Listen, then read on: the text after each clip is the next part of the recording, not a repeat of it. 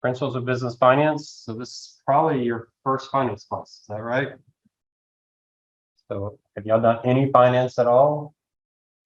None whatsoever. How many finance majors do we have? Okay, it's about a fourth of the class. All right. Marketing. All right, there's our mathematicians. Accounting. Wow, you're outnumbered two accountants. Okay. I started in accounting. I started music education, got out of that because I was really terrible with kids. So then I finished with music theory, which, you can guess how much money you can make with a music theory degree. And I needed some other degrees. So a French horn player said, don't do accounting. My roommate's an accountant, and she says it's really hard. So I became an accounting major. That was my entire thought process on that.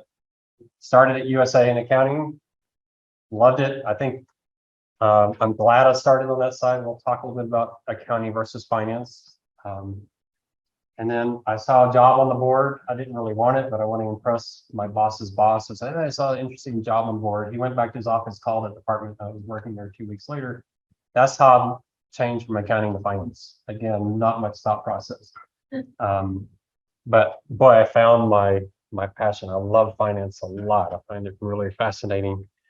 And we'll talk through it. One of the reasons I love this so much in an accounting major, I was doing accounting, which is interesting, debits and credits and financial statements and that kind of thing. And then I go present to the CEO and I would say, hey, annuity sales are up because we sold more annuities. And the CEO was like, wow, that's really insightful. Thanks, Ron. And I started getting somewhat envious because in accounting, I was just reporting stuff, but the finance people were actually changing things, making decisions. And so I kind of got into that side and I started loving that. But the accounting gave me an incredibly good foundation. So I'm really glad I started in the accounting side. I have finance majors that were accounting and became finance majors because they thought accounting was too hard. You can't do that. If you're a finance major, you're gonna have to know accounting at least as well as the accountants. So it's just the nature of the beast. But you can definitely switch back and forth between the two. Do we have any actuarial majors in here? Science. That's my favorite degree. If I had to start over again, I might have done that. So no actual. What did I leave out? Management majors. Okay. Cybersecurity. Let's see a few of you. Okay. Did I miss anything else? Management science. That's better, right? All right. So if you're not a finance major, I'm a professor that says you got to learn finance. I'm not going to water it down. You got to learn finance. You might say, why do I have to learn finance? I'm a marketing major. So here's my theory on that. I read an economist had the biography of Chuck Yeager, and they said, what made, y'all know who Chuck Yeager is? I've heard of him. Test pilot. Didn't he break the sound barrier first or something? I don't know what exactly what. Said, why was he so good as a test pilot? And they said, what distinguished him from everybody else? He was also a mechanic. So not only did he fly planes, but he knew how they operated. Gave him a huge advantage over other test pilots. And I think that's true in business as well. You say, I'm just going to do cybersecurity. I don't need to worry about finance. It's going to give you a huge disadvantage, especially as you move into management. So if you're an accounting major, you better learn marketing, finance, management, science, management, all those other things. You need to learn all these different things. And one important thing about finance is when a firm makes a major decision, finance is always involved, which means if you're a cybersecurity, you want to spend 20 million on this project, you're going to have to get finance to improve your project. So you better know how they're making their decisions. All right. So I would encourage you, learn it, just learn it. All right. Most students in this class do well because you're honor students. So that means you're well above average. So the grade average in here is higher than my other classes because y'all tend to do well. I don't grade you harder because you are honor students, but I do give you harder material than the other class will get. You should show them your first paper. If you were in the other class, they would freak out. It's like, there's no way a marketing major can do that. And yeah, you can. So we're going to do hard stuff, but I'm not going to make it hard. We're going to try to get it so that it's understandable. But learn it. Always be thinking, what am I learning here? How can I use it? What can I do with this material? All right. So there's what we have. We have 2 exams. The first exam is pretty rough. The second exam is a lot more straightforward. Let's just see, I'm going to be preparing you over and over and again for it. You have an individual project, which is very much like the first exam. So the first thing we're going to do is financial analysis. It's probably the most important thing you need to learn. It's just understanding how business operates and then how it's measured. Okay, so really, really important. And then the exam, you do the exact same thing on the exam that you did for project one, except for a company that I give you. All right, so you're essentially going to do it twice. You do have a group project. We'll be talking about that. I'm not a big fan of group projects, but for this class, they somewhat encourage it. You need to do it. I don't like group project because there's usually someone who's not pulling their weight, right?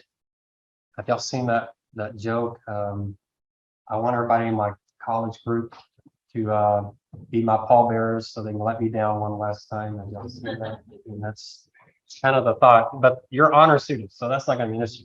You're all going to be jumping in there, and we'll talk about it. And plus, I'm really micromanaging when it comes to these projects, so I'll be on your case to make sure you're doing it. So I'll help you with that. But a really very valuable project can be very, very insightful. And then you're going to have some Excel applications. There's 10 of them. Almost all 9 of the 10. The first one's a little unusual, but the 9 of the 10, there's a YouTube video walking through everything. So if you're not an Excel user, I'm going to show you step by step. I've never had a student struggle with that. One thing I do worry about with the projects, I'm going to do different this time, is students who get stressed out and they just borrow someone else's project and submit it. So what I'm going to do this semester is you're each going to get your own 10 problems. All right, which means it's going to be a pain for me to grade it, but you can't just share somebody else's. The first problem is the one I worked. So let's say you might have 3 problems. I worked the first one in YouTube. That one's going to be the same for everybody because the YouTube's there. And then the other 2 problems, there'll be numbers that'll be slightly different on yours. So just to make sure you don't have any incentive there. Class participation, I do take attendance. So I had a professor say, hey, I'm not their mom. We don't take attendance. But I think she's missing out on a great secret of attendance taking. I'm a big believer in attendance, not because I'm saying, I'm telling you have to be in class. You're like your parent telling you what to do. I take attendance because I want a reputation for taking attendance, which means students who aren't engaged avoid my class. There's nothing I love better than unengaged students avoiding my class. I love it. I think it's wonderful.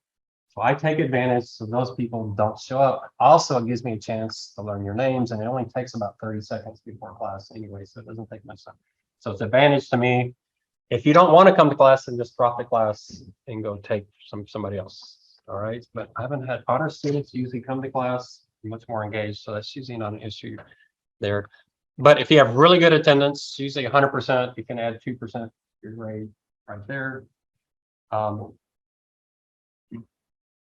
And there's a thing called participation. So we'll get into participation. You won't see it for a few classes, but I'm going to break you into teams. And then your teams are actually going to, so something I covered in class, especially on the second exam, I'm going to then have a team competition where you'll work a problem that looks just like that. Usually it's a problem from the last exam. And your team will work it. And then at the end of the semester, whatever team did the best gets another 2% bonus. So you can get all kinds of bonuses in there. Last semester I did that, and there were 3 teams in competition on the last class, in the last problem. And so I actually graded it in class just to see which team. And I had in one of this class, the last class, there were 2 teams that in competition, and it was really close. So who won? So it can be pretty competitive. What you can do on that is come prepared. If you come prepared, your team will probably win. So look at it in advance and just see. So that's it. Any questions on the grade scheme? You might be thinking, what should I worry about right now? Really, the individual projects, the main thing we're going to focus on. So you're going to discover with the individual projects, most of the financial applications are going to be after this first paper and first exam. So you don't even worry about that part of it. And they come pretty quickly and they're not that difficult. So you don't need to worry about that. So the main thing is individual project. We'll talk about that, what you need to do on that. The group project, we'll talk a little bit about today. You don't need to do anything on it today other than start thinking about what you're team wants to do, but you don't know your team yet. I'll put that together probably Friday or Saturday. What I do is try to have 2 finance and accounting or marketing, the team that's somewhat dispersed among different groups. So if you have friends in here, I mean, that's fine, but you get to know other people in the class. A good friend of mine started a hedge fund in New York. And I asked them, networking is really, really important. So what's your most important network? I was thinking it could be former employers, people he used to work with, professors. And he said, it was the students in my classes when I was in college. They're the ones I call on the most. So get to know each other, build some strong relationships. And I'm not an honors college. I'll do that more than other students anyway. So no questions. See how that works. All right. The class itself. Oh, no textbook. I haven't used a textbook for over a decade. A student told me they spent $300 on a textbook. That's like, okay, that's crazy.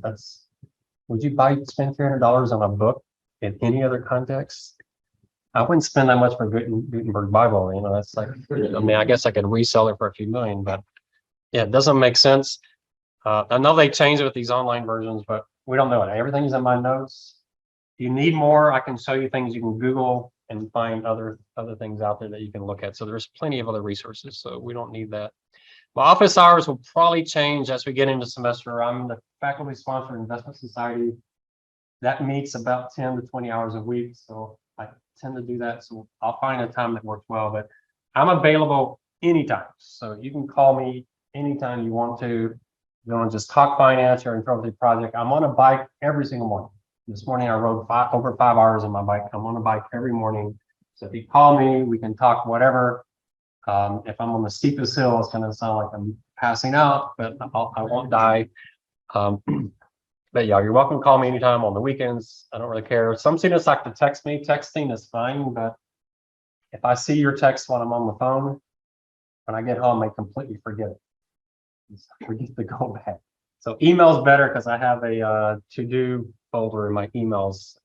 So if you don't hear back from me within 24 hours, usually within 2 hours, then probably send it again because I'm probably just left it somewhere. So anytime you want to contact me is fine. Let's see. So there's the class. I'm going to start a little bit of this essence of finance today, but you can see it's heavy on the financial analysis at the beginning.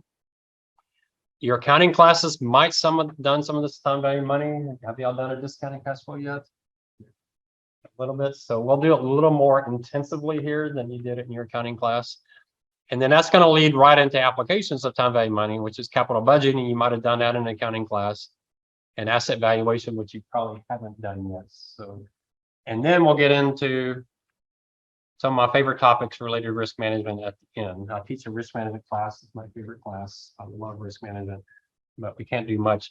And then we probably will be behind and won't do this last part, but that's okay because you're going to see all that in other classes anyway. Optimal order points. If you're a management major, you're going to get that in another class. Interest rates and all that, you'll get that when you do money and banking. So what we have to cut that last part out. So let's look at what we're actually going to do. So the financial analysis project, the main thing you have to do this week is pick your company. So you're going to do a full-fledged financial analysis of a company. You're going to feel like you're plagiarizing because I've already done Walmart. I've done all the Excel and I've already written the paper. What you're going to do is everything I did for Walmart, you're going to do it for your company, but you already have what I wrote for Walmart. You just have to edit it for your company. Now, it doesn't mean you just change Walmart to Target. One person in my class last semester, that's what they did. They changed Walmart to their company, changed all the charts, but didn't change any of the words. Like, okay, Target's revenues didn't go up 6%, they went up 4%. It just didn't make any sense. But they got almost no points on that. But it is, so I don't count on plagiarism there. You just got to edit it for your company, but there's some tough stuff in there. So the reason I do it like that is I want you focused on the actual financial analysis. It's not memorizing formulas, but it's interpreting formulas. What do they mean? What is a turnover? What is a margin? And what does it mean for your company? So you got to pick your company. Once you pick the company, you got to get the data, and I'll show you how to get the data. There's a spreadsheet. I want you to use Capital IQ. Have any of y'all used Capital IQ yet? Brian, did you do it? Some of the business side stuff. So I want you to get Capital IQ. So no one's used it yet. All right, so you can get it. I'll show you how to. I actually have a video that shows you how to get Capital IQ. So this week, those are the biggest two things you got to do: is pick your company and then get Capital IQ set up. Capital IQ you can run on your computer at home. You have to go through UTSA's library because they need to see that utsa.edu so that you can use a very, very expensive software package. But you get it for free through UTSA. So why am I forcing you to do that? Well, in finance, there's a few things you really want to learn while you're in school. And one of them is, where is the data? Finance majors are desperate for data. Where is the data? Well, Capital IQ is one of those really, really important data sources. Same thing for accounting majors. Marketing majors, you may be curious, how much does Nike spend on marketing? It's percentage of revenue. Capital IQ will give you that data. So you can get that kind of data pretty easy. Capital IQ is wonderful.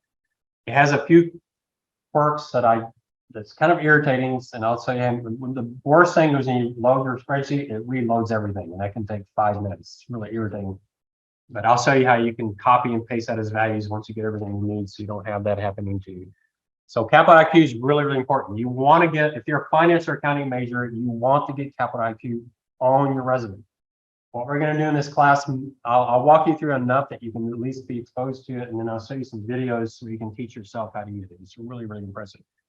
The other one is Bloomberg. Bloomberg is an extremely, any of you have a, I know Brian has a Bloomberg account. Any of you have a Bloomberg account besides Brian? So I used to require this class to use Bloomberg, but I'm not going to do that anymore because Bloomberg, you can only use it on campus and in the FSC. So that makes it a little bit of a pain.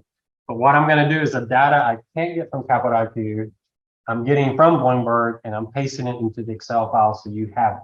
Once you pick your company, you'll have that data. There's about 20 pieces of data Capital IQ does not have that we're going to use. But if you're a finance major, accounting major, I would go look at Bloomberg. If you're not sure, Brian can teach you how to do it. Didn't you teach a Bloomberg class, Brian? So you actually taught a class on Bloomberg, or you can teach yourself. So there's something called Bloomberg Market Concepts. Have any of y'all done that yet? Did you do that, Brian? Yeah, I think you actually taught Bloomberg Market Concepts. So some of your classes may require it, so you could just get it out of the way. The nice thing about Bloomberg Market Concepts, you know, it takes some time. I did it just to see what it was like. I did it during breakfast. So it took me 30 minutes and it took me several weeks, but pretty straightforward. But BMC or Bloomberg Market Concepts.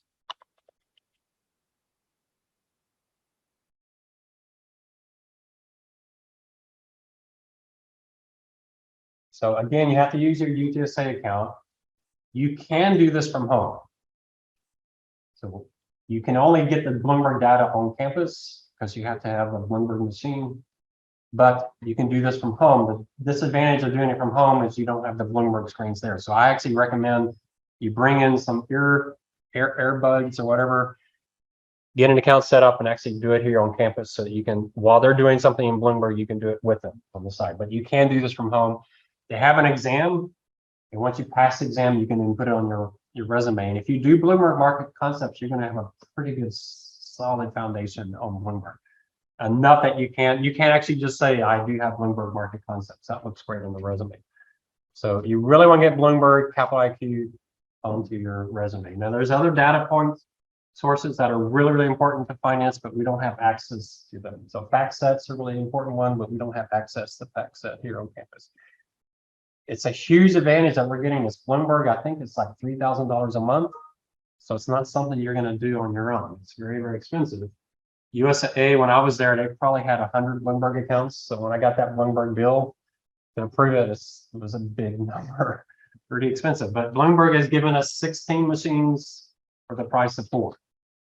So the class, you don't need Bloomberg, but I encourage you, go learn Bloomberg on your own. It's really, really valuable. Bloomberg has some stuff that would help you in marketing and management and other areas, not just in finance. Accountants use Bloomberg. At USA, there are Bloomberg machines that only the accounting departments use. So they can look good for you on an accounting basis as well. So Capital IQ, both of these, Bloomberg Market Concepts, Capital IQ, you have to go to the UTSA library. They have to see your utsa.edu. And so you can't sign up for, you can go to Bloomberg's website to sign up for Market Concepts, but you have to actually click through the UTSA library online, or even it won't recognize you at all. And it's quite expensive, so you want to do it for free. There's other databases out there that I think are extremely important. So industry research, MarketLine, really valuable. Any of y'all done Porter's 5 forces yet? That's so familiar. MarketLine provides 5 forces. Ibis World, Merchant Online, really valuable. Just all kinds of stuff. And look at all these links that she has set up. And even at the bottom, she shows you what. So get this stuff on your resume. It really does distinguish you from other students. And it's not like, there she is. It's not like I'm trying to get y'all caught up with other major schools like UT Austin, and our students have gone and met with these other schools and they're clueless in this stuff exists. It's pretty funny. Had students meet with like Stanford and Yale and all these students and like, wow, they've never heard of Bloomberg. They can't use Excel.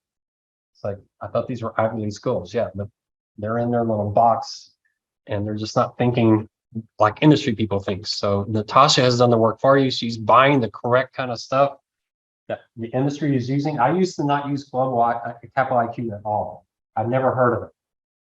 It's like, no, I don't want to spend time learning. Bloomberg's all I need. And then I started talking to alums and they're all using Capital IQ. It's like, why are you using Capital IQ? Oh, it's just much easier to use. We can get more data. So guess what I did? I had to go out and learn. I watched the YouTube video, walking through the whole thing. And what I actually did, which was really helpful for me, is I took a massive Excel spreadsheet that was tied to Bloomberg and I converted it to Capital IQ, which is actually the spreadsheet you're going to use for paper 1. So that I can learn. So I can, I'm an old dog, but I'm learning new stuff. So she's very helpful. She does a lot of stuff and terribly unappreciated because students just don't seem to care. This is stuff that's so incredibly valuable for students, and most students like, I don't have time to mess with it. So mess with it. Get into this kind of stuff. Okay. So that's your first project. Pick your company, get Capital IQ set up. I'll send you some links on how to set up Capital IQ. Your group project is a cost benefit analysis. So you can't really think until I get your groups. Maybe I can get your groups by tomorrow. We'll see how that works. This is a good, so far I limited the class to 30. I don't know where we are. I heard some names today that I didn't see on the rolls. So maybe you have a few people who just had it recently. But if we have 30 people, we'll probably do 6 groups of 5. And this room's pretty good. We can spread y'all out in groups of 5 so we can do some work. So cost benefit analysis, I'm going to give you some ideas that previous classes are done that are really interesting. The most straightforward one, which a lot of groups do, is a franchise. So should I open a McDonald's? The team did that last semester. Should I open a Smoothie King? Planet Fitness is a popular one to do. So you might want to think about this, that is there a franchise that you really want to do? Now, Smoothie King has a problem because they won't give you the data you need until you go to a certain, they want to know you're serious before they give you the data you need. So you're missing some really key data. McDonald's gives a little more information. Planet Fitness actually gives everything you need to do that kind of things. So those work. One thing I thought was interesting, the team did, I talked to them and doing it last time. I have a Prius Prime, which is a plug-in hybrid. I think it's a really smart buy to do. I'm going to save on gasoline, and the electricity goes out. I still have a gas engine, so I thought this is perfect, but it does cost me a few extra $1,000. So the question is, could I justify the extra few $1,000 with all the gas savings? So I put 10,000 miles on the car, and I've bought gas like 3 times. I almost never buy gas because it gives me 30 something miles a day and I drive about 22. So it's kind of like I never buy gasoline. It does cost me more electricity. I haven't noticed it. So it sounds like a really good decision. So a team actually did that to see, does that make sense?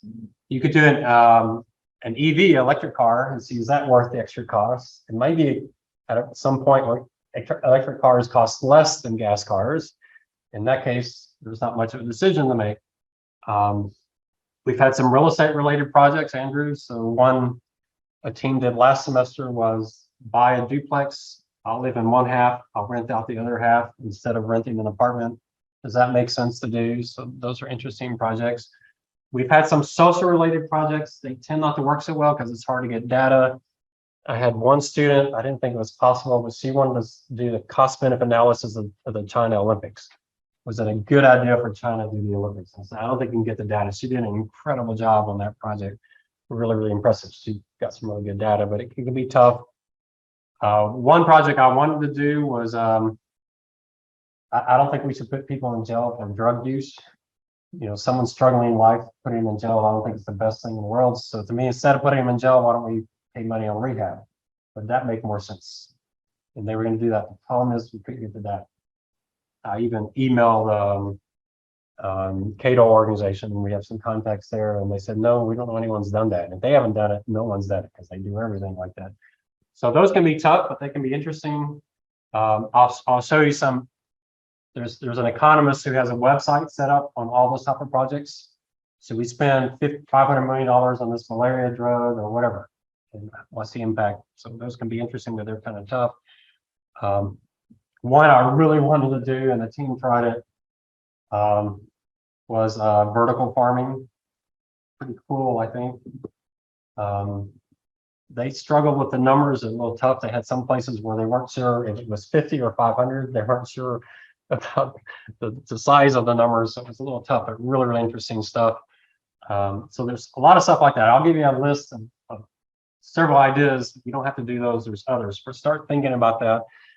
What you want is a project where you don't know the answer, you're curious, it's interesting, and you can get the data. So those are the three things you're looking for, and that your whole team can do. It can't be something that just one team member likes and no one else is interested in.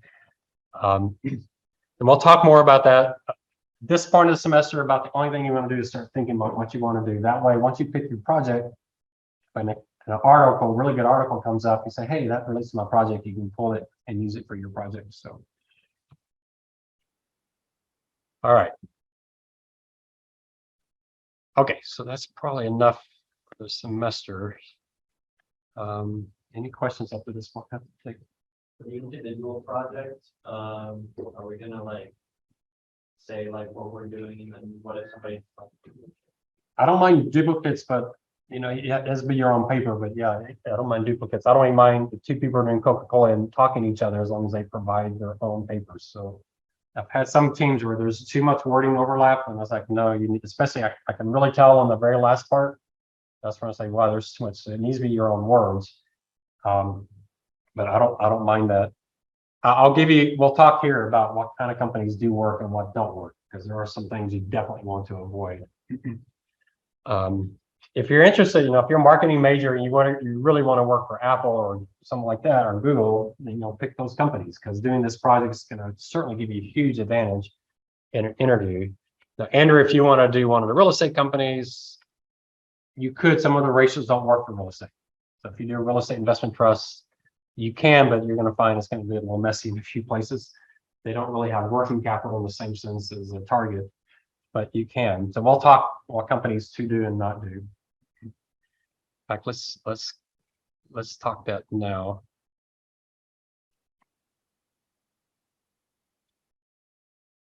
So company selection. So one thing you absolutely cannot do is financial. No banks, no insurance companies. So sorry about that. That's because they're radically different. We're going to talk about something called turnover. You can't talk about turnover with an insurance company. That's my background. I'm an insurance banking person. The formulas, the ratios are really, really quite different. So you can't do that. I can't manipulate that spreadsheet so it will work for financials. So you got to kick them out. The other thing you want to do is you want a firm with some good history. So a firm like Zoom or some of these firms that maybe they have some history, or like Tesla. Tesla, great company, but you got a lot of years of humongous negative numbers. Doesn't work well with the charts, right? So you want a firm that has been around, that's pretty stable. There's a lot of them. One thing that's happened here recently, which is really irritating, is, in fact, if I were in college and had asked the question, would a firm ever buy so much of their stock back that their net worth would go negative? I'm pretty sure my accounting professor in 1985 would have said, no, a firm would never do that. Now a bunch of them are doing it.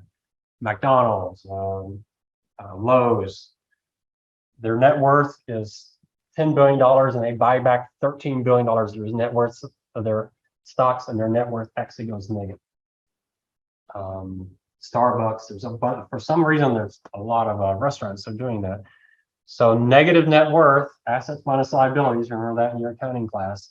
Negative net worth messes up some really important ratios, like return on equity. You can't do return on equity if you don't have any equity. So you have to avoid those. I had one student last time, said, I want to do Starbucks, negative net worth. Well, I'll do Domino's, no, negative net worth. Well, I'll do Papa John's, negative net worth. And it's like she was hitting all of them. There's just a bunch of them. Find an industry that you're interested in, might be interviewing with, and then you want some somewhat stable numbers, but I can help you with that. Would it matter if like the company is relatively new, like I would say five years? The graphs are set up for 10 years. Oh, So it's better to have 10. You can do 5, but the Excel just works better with 10. There, one reason I do this, I don't do cases. If you ever do a case class, which is fine, but I don't like case classes in finance, mainly because what they give you is so cleaned up. It's just, to me, it's unrealistic. In a lot of cases, you're trying to read the mind of the CEO and you're trying to think, now this is what she said, but you got to figure out what she really said. Well, in my career, if the CEO says something, you don't know what they said, you just pick up the phone and call the CEO and say, what did you want me to really do? And it's pretty straightforward. You don't have to try to read between the lines. So I don't like cases. So you're going to do a case where you're going to build the numbers yourself. And there's going to be frustration, and that's part of the project. Not that I want you to be frustrated, but I want you to see that in the real world, the data is messy. There's problems. So you may be doing revenue per employee, and they give you 9 years of revenue per employee, but 2021 is missing. Okay, great. Well, now what do I do? Can I get that somewhere else? Maybe I can find it in your annual report. If not, maybe I'll plug in a number that's between the two numbers, but data is messy. And so, you pick a company, every company will have some data point that's just a little bit of a mess. You're going to see when I do Walmart, I don't like revenue per employee for Walmart, but you look at Walmart's employees, it's 2,200,000. I'm pretty sure Walmart doesn't have 2,200,000 employees. I'm sure it's 2,197,300. So it's a very rounded number. It messes up the ratios. Very irritating, but you're stuck with what they provide. GAAP tells them they have to provide a certain amount of information, and there's something we call as reported data, which is other information the firm can report, and that they can do whatever they want with that data. The rules are much more lenient. So there's a lot of firms that do work really, really well, that may be in industries you're not as familiar with. A lot of the pharmaceutical firms work pretty well. Moderna doesn't work very, very well, but Eli Lilly and Merck and those type of firms tend to work pretty well. Some people like to do auto. GM, you really can't. Well, I guess you probably can do GM now. I guess they came out of bankruptcy 2009, 2010. So you might be able to Ford.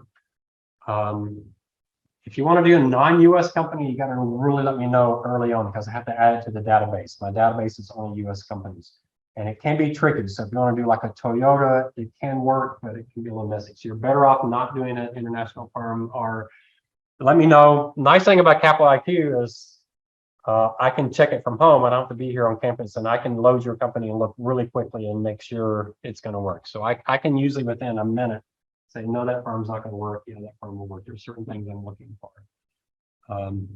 A lot of retail firms, Target works well. I don't want you all to. I had one semester where everybody was doing McDonald's. Fortunately, you can't do McDonald's now, but it was like 3 or 4 people are doing 4 or 5 people are doing McDonald's. So a lot of retail. Y'all know they're between retail discretionary and retail staples. Staples and discretionary. I've heard that terms. Staples. What is Walmart? Staple or discretionary? Kroger's. What is Kroger's? Staple. right? Groceries, Walmart's a staple. What would Ford be? Discretionary, all right? So retail is broken in those two big categories. Why is that important? Well, if you're going to do Costco, you probably want to compare Costco to other consumer staple companies. If you're going to do Ford, you want to probably compare them against other consumer discretionary companies. So we're trying to do apples to apples. You can see how it's set up. I'll probably start showing you here even maybe if not this week, definitely by next week, you'll start seeing what I'm doing with Walmart. And my approach is to show your company, so the industry median, and show the industry 80%. 80% of the time, industries between these two numbers. I think is really, really important. You're going to see with Costco, Costco is, their numbers just look incredible in turnover. They're one of the best in industry, but how good are they? So if I just show Costco's numbers, it looks good. With the industry median in there, they look really, really good. But if I put them 90%, they're above the 90%. So they're not just good, they're like the best. That comes out. And then you go to the margins. Costco's not just bad, they're at the bottom. That's the nature of Costco's business. High turnover, low margin. And that's the way these businesses operate. So we'll talk about that. Does that mean they don't care about margin? They care about margin, but their strength is turnover. So we'll see different companies. Some companies like a jewelry store, like a Tiffany's, really horrible in turnover. Boy, their margins are great. So if you compare with the industry, you kind of say, well, I expect them to be above average because they're discretionary, but are they well above average or just a little above average, at the median or below? So those kind of things we're looking for. All right, any other questions on picking your company? Anybody have companies you're curious about? You want me to start looking at? Anybody have a weird company they want to do? There are some real, like Twitter. I wouldn't touch Twitter right now for a lot of reasons, not just because of the transition. I don't think you really can do Twitter. I wouldn't do Dell Computer. I don't know how a firm with $90 billion in revenues could lose so much money. I would think if I had $90 billion in revenues, I could probably make a small profit at the end. But you said it's best to have ones like along the string. What about ones that are just maybe that big but have a long string? Like, small companies are perfectly fine. That's the advantage that we're going to look at with ratio analysis. You can compare a $1 billion company to a $100 billion company. They both have turnovers, they both have margins. So yeah, that's perfectly fine. Smaller companies, if they're really small, they may have a lot of noise, but you're not doing analysis where you can go research the firm. So you don't, small companies are hard to research because there's not as much written about them, but that's not an issue with this project. I teach a class called security analysis. That would be an issue there because you can't find really good reports on the company. But yeah, size of the company doesn't matter. History is what you're after. I'm trying to think of some smaller companies. For some reason, Columbia, the sports firm, a lot of students do them. I'm not sure why. Lululemon is an interesting one. So there's some of the smaller companies. So how big is a big company? So how much is Apple worth? Yeah, I don't think they're above 2 anymore, but we'll see. All right. They won't let me out. All right, there we go. There's one thing I really hate about Zoom. This floating thing, you can hide it, but you get out of the floating thing by hit escape, and I use escape all the time. So you're going to hear me bad-mouthing Zoom quite frequently in this class. So if we go, I forget what Yahoo Finance is, but so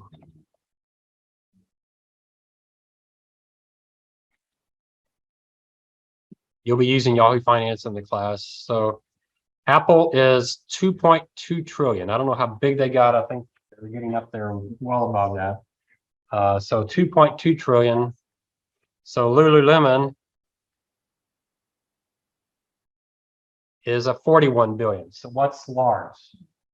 So 100 billion, I would consider a large company. 50 billion, I would consider a pretty large company, although that's probably getting kind of, we have large, middle, and small. Large cap, mid cap, and small. So you get in the $1 to $2 billion range, you're in a pretty small company. USA, I think they'd probably be like a $30 billion company. So they're kind of mid cap, not real large. HEB is probably in that range as well. We do have Valero. Valero is kind of large cap, I think. They're not 2 trillion, but 53 billion, kind of in that mid to large, but they're a bigger company out there. Valero works great. If you're going to interview with Valero, this would be a good project to do. And Valero is hiring our students. They love our students. They just hired one right out of my class last semester. So it could work very, very well as well. So if look at a firm like Zoom, 20 billion, it's getting up there in size, but a lot of losses. I mean, just to show you Moderna.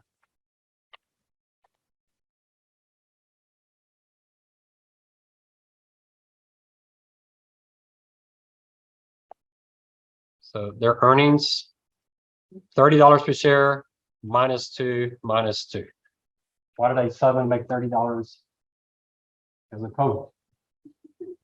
So what are they going to do next? This looks like a really, really cheap company. Why does it look cheap? Well, because they made a lot of money this last year. So if you look at what the stock is versus how much they made, wow, they look really cheap. Why do they look cheap? Because the market expects them to earn much less money going forward. So yeah, it's one great year there. So a lot of companies there. Now, when we get into the spreadsheet, and I'm going to try to update the spreadsheet today and tomorrow. What the spreadsheet has is the Russell 3000. So it's not quite 3,000 companies because some of them merged, but about 3,000 companies sorted by industry. So if you really can't figure out an idea, once I get that file out there, you can load it and look through there and see if something comes in. It's sorted by industry and by market cap. So I have all the consumer, whatever stocks, largest one first. Might be Walmart and Costco or whatever. Sorry, it depends on where I put Alphabet. So, so if you can't think of a company, you know, you can look through that list and see what you have. Anybody pick their company already? Yeah. IBM would work. Yeah, definitely. You don't know that IBM used to be the largest tech company in the world. And if you added all the other of them together, IBM was still bigger. Kind of like Tesla today, right? Tesla is the biggest auto company. And if you add all the others together, they're bigger than the others combined, kind of unusual. So yeah, IBM's an interesting, they're not really a tech company now, they're almost a consulting firm. It's like right now. So interesting firm. Any others y'all picked? What? How do you spell it? Yeti? If it's publicly traded. So it has to be publicly traded. I'm not familiar with the firms. Huh? I don't know. Yeah. So you saw me go on to Yahoo Finance. So if you can find, or you can even just Google, is Yeti publicly traded? And then how much data do you have? So you can just look at it. You saw with Moderna, I had one good year and a bunch of negative numbers. A bunch of negative numbers is not good. If they've been losing a lot of money, that's just not going to be a good firm to do. Anybody else pick one? Huh? AMD. Let's look at it. They've had some really strange numbers. I'm not sure why, but it's interesting. Intel works pretty well. Intel's really stable and interesting firm. They have gives you some stuff to talk about. So you look at NVIDIA versus Intel. They sound like in the same industry, don't they? Semiconductor, but they're radically different companies. So Intel has something NVIDIA doesn't have. Intel has a huge property, plant, and equipment. NVIDIA doesn't. Anybody know why that's the case? Why does Intel have all this property, plant, and equipment? NVIDIA doesn't. Yeah, remember Intel is a fabrication firm, y'all know that? So they actually produce semiconductors. They have these massive buildings, extremely expensive, a lot of energy usage. So that's what they do. NVIDIA doesn't make semiconductors, they develop them, and then someone else in Taiwan or wherever, you know, Taiwan has those big fabrication firms, they actually produce what NVIDIA creates. So NVIDIA doesn't have much property equipment because they don't have to build these $3 billion, $4 billion buildings. So they sound like the same companies, but when you do the analysis, you say, wow, their numbers are really, really different. Turnover margins are really, really different. But NVIDIA works well. NVIDIA is a very interesting firm, very impressive firm. So semiconductors is not a bad place, but AMD for some reason, strange numbers, not sure. Texas Instruments works better. Is it, I don't think about it, is Lockheed Martin? Yeah, yeah, Lockheed works really quite well. Yeah, there's a few in aerospace, Raytheon, General Dynamics that work really well. There's a couple of them that might have negative net worth, but I don't think the bigger ones tend not to. Those are big companies, and yeah, and it's a big debate whether they're cyclical firms or defensive firms, because usually when you go into recession, the government spends more on military, so they may actually do pretty well. You think they'd be kind of a cyclical firm because of high expensive items, but it's just the nature of their government relationship. Others I've thought through? No. How do you find out if the company has? All right, so if you go into Yahoo Finance, you can click on financials and go to the balance sheet and just see if the net worth is positive or not. You can email me and I can check pretty quickly. Once you get the spreadsheet set up, you get Capital IQ. When you bring your company in, you'll see it right there in the data, whether it's positive or not. But, other ideas for companies? So Costco's been really popular in the past. Costco is one of my favorite companies. I don't own Costco's stock because I think it's an overpriced stock. But if their stock average is cheap, I'm gonna buy a lot of Costco because I think it's one of the best managed firms out there. So it's a really good one to do because it does have one really weird thing that you have to talk about at the beginning, but that's good. You want at least one weird thing to have to struggle with because this is not easy stuff. All right. So yeah, start picking your company. The team assignments, I'll try to get them as soon as possible. And once we get your team assignments, we'll have a few sessions in class where you can start thinking about what you want to do. And after you pick what you're going to do, you really don't have to worry about it until the second half of the class because you don't really want to do any work there. All right, any questions up to there? I have no idea what time it is. Do we have clocks anywhere? 319. 3:19. All right, I'm gonna take my phone out so I can see.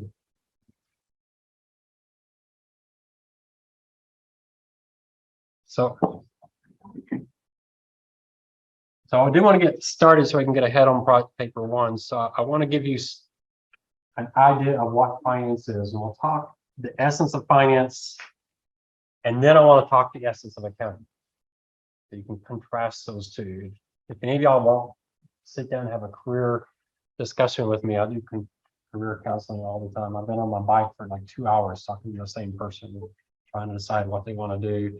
Should I go to graduate schools? What should I do in graduate school? Those kind of things. I've had a lot of exposure in my career to all different departments. I worked with marketing quite a bit, with actuary quite a bit, accounting, obviously. So, you know, if you want some ideas of what industry, when I graduated, industry didn't matter. You just went and got a good job. You're in a place where you need to pick your industry because there's going to be some industries that are going to disappear. And so, you know, Valero is interesting. You know, is Valero going to exist in 20 years, do you think? What does Valero do that might be risky? So gasoline. Is everybody going to have electric vehicles in 20 years? But Valero is doing stuff to manage that. So they have other stuff to do. But, you know, it's interesting. Valero is an incredibly well-run firm, very leading in the industry. So, you know, those kind of things you have to think about. And if you're thinking about getting a master's, you really need to think about that, because the key with getting a master's is flexibility. What master's do you get such that if you need to change careers, you got the skills you need? So it's going to be things like programming, management science, metrics. That's going to be really important to you in those fields. I'm not a big fan of having undergraduate finance and graduate finance. That's what you're going to discover when you get an MBA in finance or get an MS in finance. It's the exact same thing you did undergraduate. In the same way with accounting. I'm not a big fan. Some of y'all may disagree with me. That's fine. I'm not a big fan of getting a graduate in accounting, because accounting, the key with accounting is not taking a bunch of college classes. It's getting a job and learning that industry. The key of accounting is learning the accounting for that industry. When I graduated from UT Austin with an accounting degree, I go work for UTSA in the life insurance company. And I'm hit with all this stuff I've never seen before. Wait, what's the deferred revenue? What's that? What's the deferred policy acquisition cost? It's like all this jargon I've never heard of before. I did accounting for a year and learned all that stuff really fast. But I knew accounting for life insurance. You put me into a utility, accounting's all different, radically different terms. So, and unfortunately with college, we can't get into that depth of specialization because they have to somewhat make things generic. So I really think if you're going to do graduate school, you should focus on quantitative skills, technical skills, more than kind of profession, finance, accounting, or something. That's my opinion. But if you want to debate that and talk about it, you can certainly do that. Finance, I really believe you got to get your undergraduate, get a job, figure out your specialization, and then start talking about graduate school. I don't think you should do it right out, but those are kind of debates to have. So we're handling finance. I want to give you a sense of what I think about finance, and then I'll contrast that to accounting. So the goal of finance, some of y'all probably know finance people. Say, why does finance exist? Why are we trying to do finance? And I'm going to keep it really simple. We have an input. So you're going to do this on paper one. Financial information, it's going to be mostly accounting information, most of it generally accepted accounting. Some tools and models, we're going to be using ratios for the most part here. What are you going to do with it? The reason we're doing finance is we're trying to find out how we want to change the company. That was my big contrast between accounting and finance. Accounting, I was just grading everything. Here's how we did, but I wasn't trying to change the company. So accounting might say, hey, we have some problems here, someone needs to fix that. And then they turn over to finance to go figure out how to fix it. So that's fine. There's parts of accounting that's more finance, where they actually do cost benefit analysis. So there is some overlap, but finance is really focused on changing the company. We're not just doing this analysis and say, hey, gee, look at these numbers, it's kind of interesting. No, it's like, should we make a change? Is there a problem with this firm? And the word optimal, I have the word optimal in quotes. When you see something in quotes, I had a boss that was a quoter. Good morning, Ron. How you doing? Good to see you. I was like, I don't know what that means. But generally what it means is we're not really mean optimal, kind of the opposite. And optimal implies that we can find the optimal solution. And that always bugged me at USAA. I ran models at USAA that would take all weekend to run. They were set up to find the optimal solution. So I'd set it off on Friday. I was like tied to like 20 different machines, get as much power as I could. Come in Monday morning, there it is. Sometimes it was still running Monday morning. I had to wait an hour or two. Here's the solution. I had this optimal solution. And it was optimal on Monday morning, assuming interest rates would never change, inflation didn't change, stock markets hadn't changed. It was optimal as of close of business on Friday. Do you think anything changed on Monday? Changed the whole model. So that bugged me, and I met this guy, Dr. Mulvey at Princeton. He was the head of their stats department. He thought I was important at the USAA. I was just an entry-level analyst. But for some reason, he confused me with an important person. So he started calling me every month just to talk. It's like, I got the head of the stats department at Princeton. This is pretty cool. So I took advantage of it. I don't know what he thought when he found out I was important, but I said, I'm struggling with this optimization thing. How do I find an optimal solution? He said, Ryan, forget optimization. That's not your goal.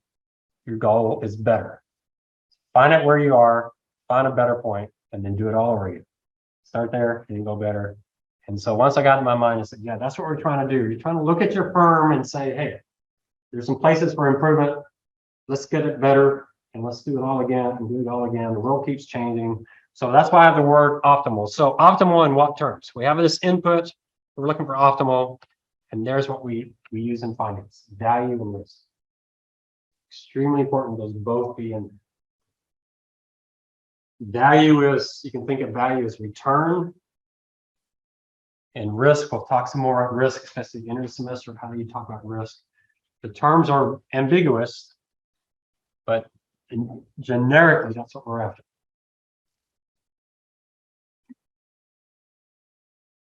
I had some strange projects at USAA where I had bosses that would only talk about value, but wouldn't talk about risk. And I can't make decisions like that. That's not the kind of person I am. One of the reasons I retired from USAA in 2009, I was head of equities. So I was running all these mutual funds. Had all these mutual funds. Well, Mutual funds are just assets. My background is assets and liabilities and managing the two together. That's my forte. And I couldn't manage.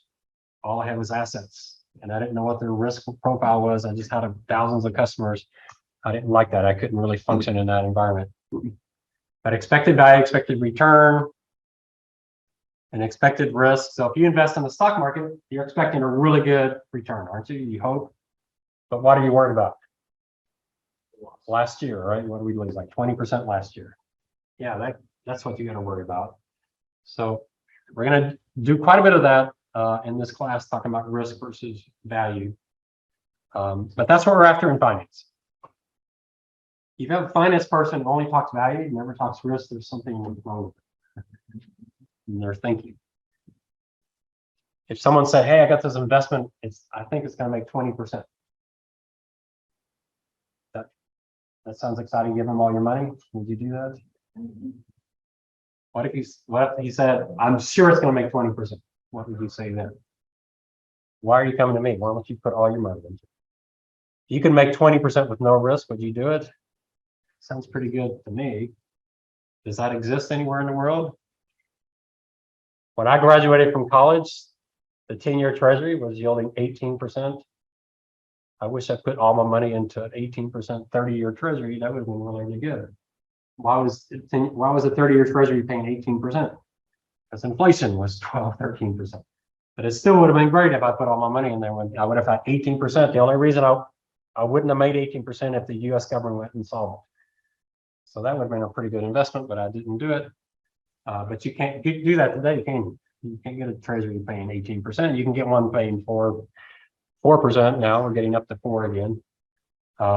So high returns are usually associated with high risk. If you can find a high return without high risk, obviously you're going to do it. What if you had 2% return with a lot of risk? What would you do with that? I expect to make 2%, but boy, I could lose 70%. You want to do that investment? That doesn't sound too good to me. So that's the way we think in finance. So you got to get used in this class of always thinking in terms of value versus risk. You're going to do that in your cost benefit analysis. I'm going to force you in your group project to think value and risk. This might be the biggest area you're going to differ from the accountants. I require you to do best case and worst cases anytime you do an analysis. I think it's extremely important. So in finance, what we're trying to do is increase value, reduce risk, or some combination of the two. Finance tends to forget about the second one. In my risk management class, I have a major paper they have to read, article, it's part of my blog, where it talks about increasing the value of a firm by reducing risk. You don't change the value. The value part stays the same, but the risk drops dramatically. A lot of times finance forgets that piece of it. So that's how finance views the world. If you're a cybersecurity person, you walk into someone's office as finance, you can say all kinds of things, but until they hear something related to value or risk, they're not going to hear you. I forgot to ask about human resources, but if you're in human resources, you come to the finance department office, say, hey, if we do this project, employee morale goes up, our employees will be happier, their jobs will be less confusing. Finance is hearing blah, blah, blah, blah, blah, blah, blah, blah, blah, blah. Oh, and our training costs will go down. Oh, ding, ding, ding, ding. I just heard value.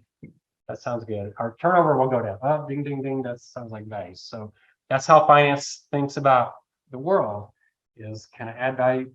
Does finance not want happier employers? Well, that'd be nice, but that's not how they're going to make a decision.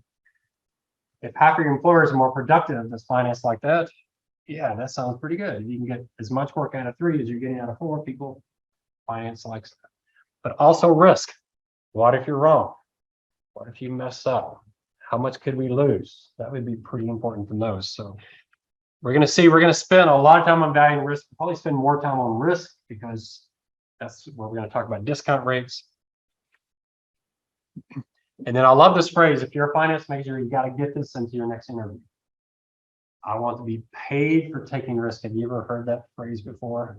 I want to be paid. If I'm going to take risk, you better pay me for it. I had an apartment. I used to live in apartments, and they had this lease where they're throwing risk at me with no compensation. I rewrote the entire thing and mailed it to them. They didn't accept it, so I went and bought a condo.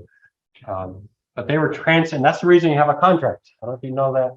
The big purpose for a contract is to shift risk.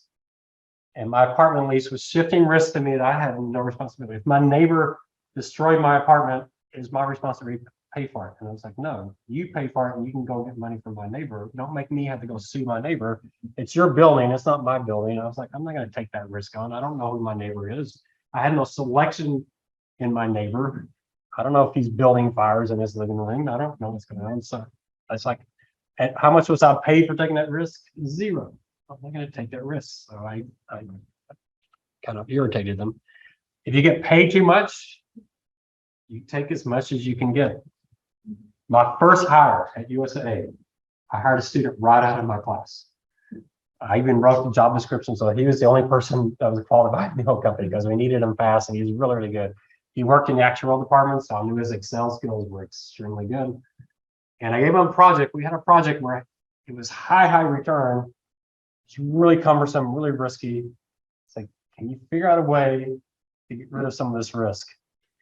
And right out of school, I go by his office. He's got a speed up on the desk. He's talking to some guy at Wells Fargo. They came up with this idea of, he said, well, Wells Fargo, you got the same risk we do, but you can't get all the return unless you deal with us because we're an insurance company, you're a bank. So it was tied to be an insurance company. They said, what if we give you some of the return, but you take the risk off because you got the risk whether we take this or not. You're stuck with the risk, but you can't get as much return. So why don't we share some of our return with you and you take all the risk? And Wells Fargo said, yeah, we'll do that. We'll say anything goes wrong, Wells Fargo will step in. And that was pretty good. These are like 18, 19, 20% returns.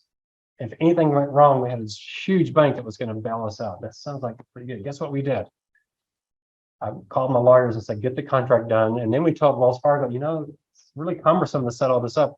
Why don't you just send us everything you have? Don't talk to State Farm. Don't talk to Allstate. Just bring us everything you have. That portfolio went from like 50 million to over $1 billion. He paid his salary for his entire career at USA in one project. He was employee of the quarter, like his first year at USA. That's pretty impressive. All of CFO, he was employee of the quarter for the entire CFO area for that one project. Why? Because he figured out a way to get a lot of return without taking a lot of risk. Very impressive. You hope you get those projects early. If you don't get paid enough, don't take the risk. Or even short it. Y'all know what shorting means? So how do you do it? So IBM, let's say you do analysis of IBM. Oh, I hate this company, but I don't own any IBM stock. So what could you do? She could actually sell IBM stock that she doesn't own. Pretty cool, isn't it? How do you do that? Well, you sell your neighbor's IBM stock. Your neighbor doesn't know it. So you sell and you get all that. That's your money now. If IBM stock falls, you buy it back, give it back to your neighbor. So if you sell it for 100 and you buy it back for 60, you just made a lot of money. What happens if IBM stock goes up?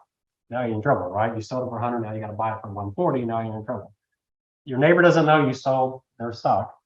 Now, if your neighbor wants to sell IBM, you got to give it back to them, but they never know.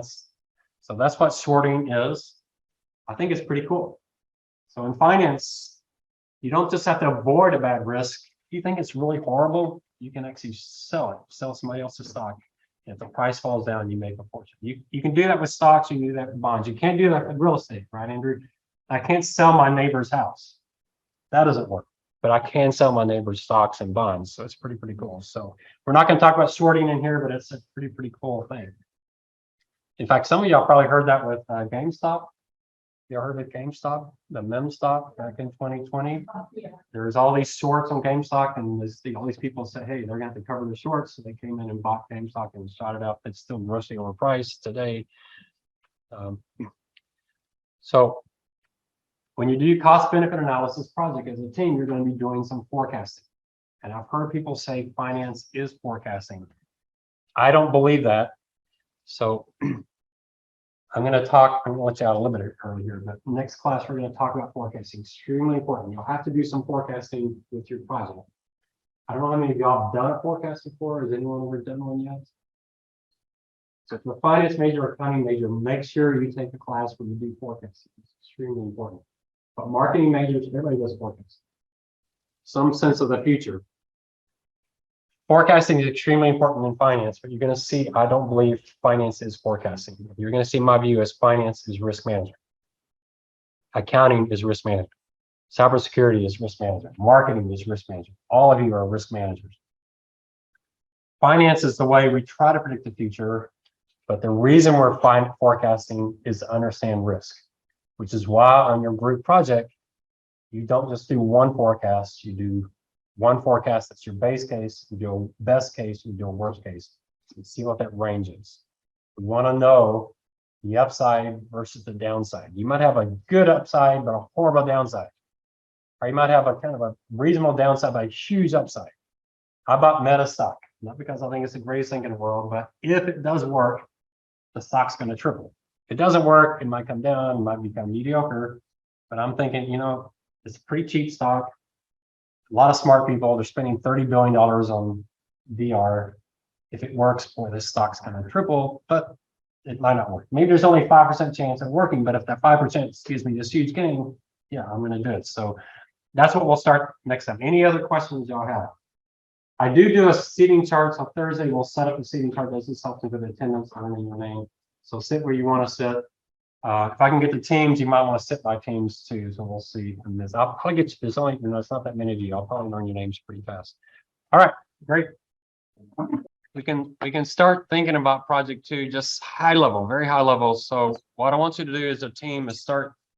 If there's a particular project you want to do that you might want to do some preliminary research, just make sure you have the data. So there's a file out there on Blackboard that gives you a bunch of ideas. You don't have to pick one of these, but you know, they give you some ideas. So solar panels are pretty popular right now. They don't work well in San Antonio, so it never works well. It works well in Austin. It all depends. CPS is pretty cheap. I don't know if you know, San Antonio gets pretty cheap energy, so it means solar panels aren't as valuable. But President Biden just got his IRA passed, which gives you what, a few $1,000s for solar panels. So that changes it up some. I don't find it as interesting as other projects, but it's okay. I talked about, you know, electric cars, hybrid cars. I got a plug-in hybrid. I think it makes perfect economic sense, but it's something you can certainly look at. Franchises work. There's a lot of franchises that you can do that are pretty interesting. What I like about franchises is YouTube. So when you pick a franchise, there are websites out there that list a bunch of franchises and compare them. What's better, what's worse. Let's say you pick the Subway franchise. I can assure you, you go on YouTube and type Subway franchise, you're going to have 50 YouTubes on why you should never do a Subway franchise. Very, very negative all the way through. So you get a lot of, so there's a lot of information like that. So if there's like 5 franchises you're interested in, you can quickly research to see which ones are going to give you the best information. So there's a lot of those. It doesn't have to be restaurants. It can be other things. Planet Fitness is a pretty popular one to do because you can't get the information. The driverless cars, I think, is probably a little too early. I did have one team do a project on driverless trucks, just to ask, because trucking companies are having a tough time finding drivers. And they're talking, should we start investing now? Could we save money? You know, so it's a little preliminary, but you could do things like that. What I like about driverless cars is what they're doing up in the Northeast. It's not so much driverless cars, but it's kind of related. And you'll see this up in the Northeast where Uber will advertise, let Uber be your second car. So instead of buying a second car to drive someone to work, you get an Uber account. So you could do some of that as a cost. Would saving all that money in the car be paid for by, you know, you have to pay all that Uber. So that would be an interesting one as well. Home ownership, there's a lot of real estate ones. We got a couple of real estate students in here. It's a really tricky on that one. I have to help you on that. I have some Excel models I can help you with. The tricky thing on that is it's probably going to take you 25, 30 years to pay it back. So what you have to do is assume you resell the house, say 10 years later. You have to put a stop to it. The other thing is, a lot of times on these, and I want you thinking about this when you do this project. If you're going to have something you're going to rent out to renters, there's a few things you have. One is your vacancy. How often will be vacant? The second is your rent amount. what rental rates be, and the third is how much you're going to resell the house for. Well, that's 3 variables. If you model 3 variables, that becomes like 27 things. That's too many models, but I think those 3 things are related. I think if your vacancy rate is low, your rental rates are going to be high and the resale value is going to be high.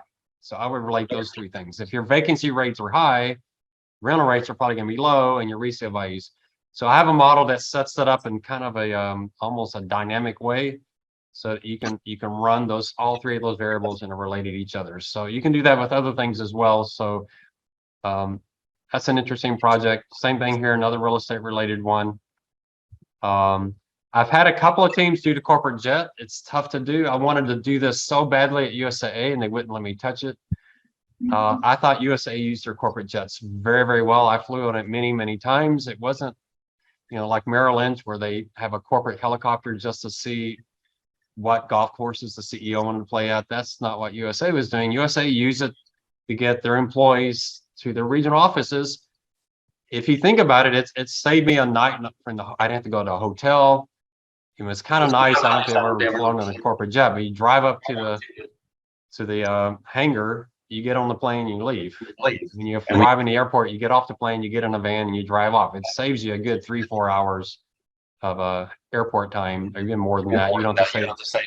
We visited 3 cities in one day once, which would have been a 3-day trip in commercial. I mean, so you can justify because you're saving a lot of time and money, but it's tough to get the numbers. It's not an easy one to do. This one's been really popular. We've done several of these. I find doctors' offices incredibly irritating. My doctor, boy, I almost lectured him on how badly run his office was. But they call me, they leave a voicemail message to confirm my appointment. So I call them back. They don't know why I'm calling them. They transfer me all over the place.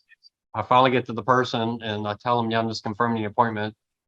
I remember the last time she was like really irritated me. Why are you wasting my time? Well, because you called me and asked me to call you back. Why didn't they just send me a text? So there's online version, $40 a month, they'll do all that for you. I forget the name of that firm, but there's firms out there that do that for you. This doctor could probably save money on staff. Plus his workers, the reason she was mad at me wasn't she was a mean person. This is a person that's answering the phone every 3 minutes. You know how irritating that is, right?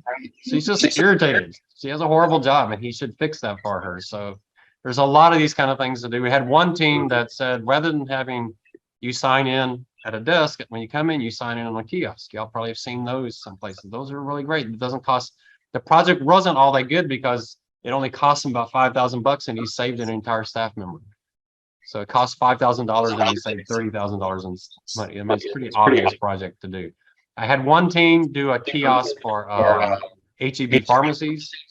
I had one do a kiosk for the food court here. And I think they're already doing that, aren't they? I've given up on the food court here. I always eat a Subway and there's like 80 people in line there. So I just have given up. But have y'all tried the kiosk over there or online? Do you order online and does it work pretty well? Chick-fil-A, if you order, is it faster? I've not ever been Chick-fil-A. It's making it more difficult. I don't. Or Subway, I've seen people come in with the Subway orders and they're sitting there ready. They still have the bar. The Chick-fil-A is just like your own screen.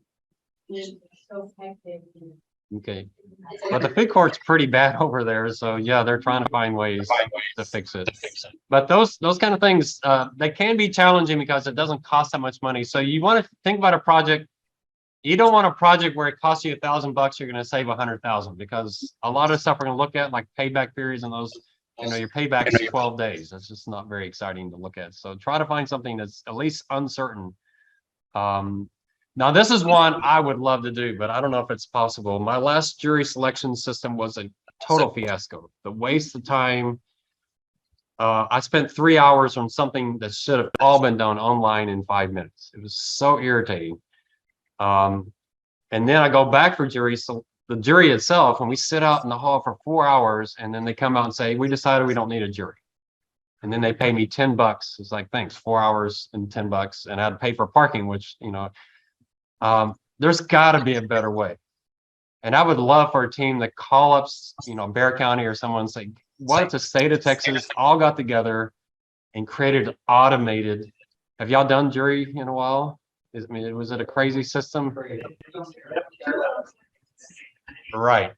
So what's the big benefit here? So Josh, you're getting to an important point. There are intangible benefits. Our time, is our time worth anything?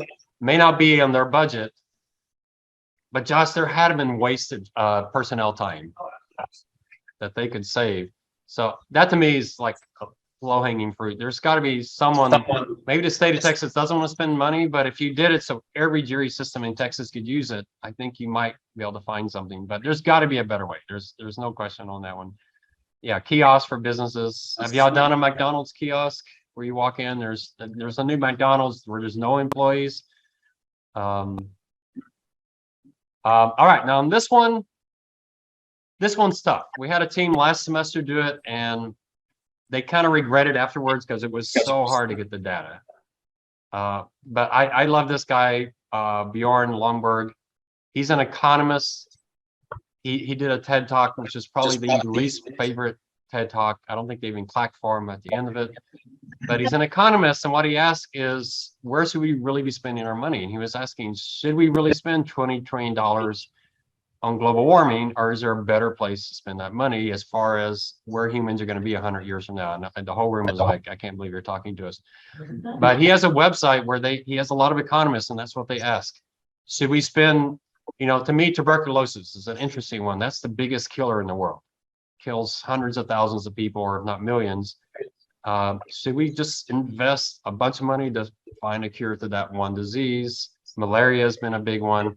One I think is really interesting is how many people die because of auto accidents because cities don't have curbs, especially emerging country. He has those type of projects, and he just asks the question, where should we spend our money? One of the points he makes is on global warming, people talk about this disaster where the entire earth ceased to exist. He says, yeah, that is a risk, but that risk is a lower probability than the earth getting attacked by a major meteorite and just being destroyed. So there's a 0.0001% chance and a 0.0002% chance.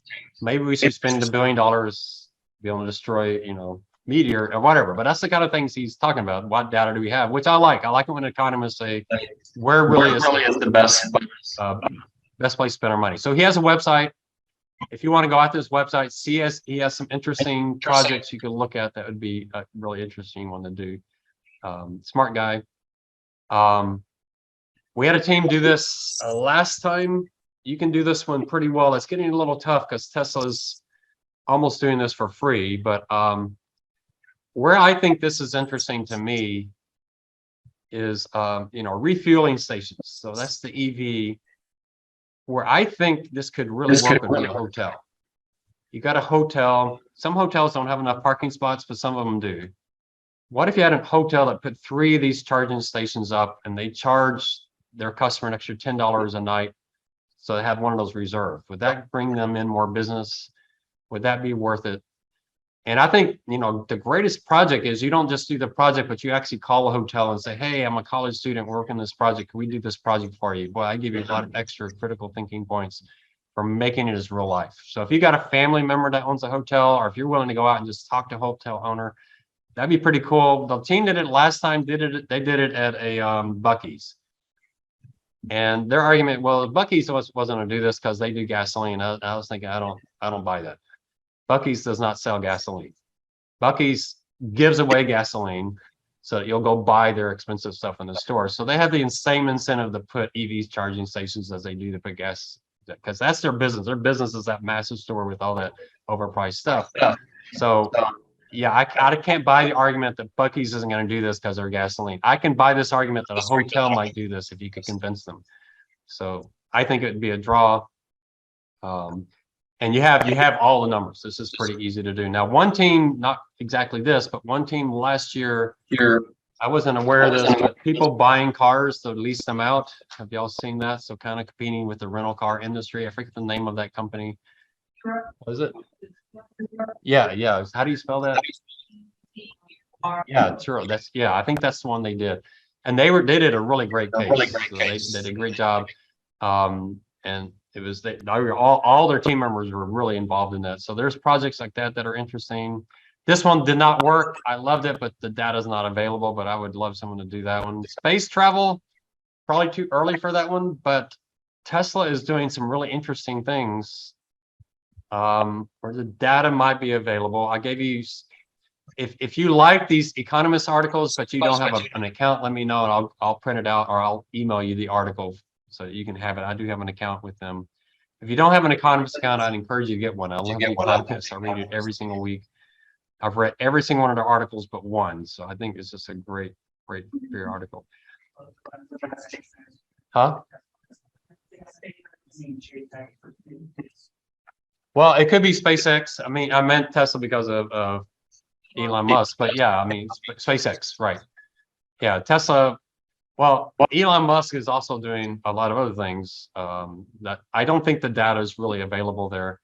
I didn't put 3D printing out there. It's possible 3D printing. There's some applications there that's possible. I did put drones there. I do think drones are interesting. I have a charity in Costa Rica. We can't get anything there.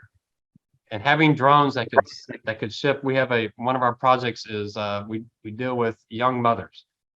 The infant mortality rate there is like 7 times the country. We've actually, just in the few years we've been working there, we've cut that rate in half.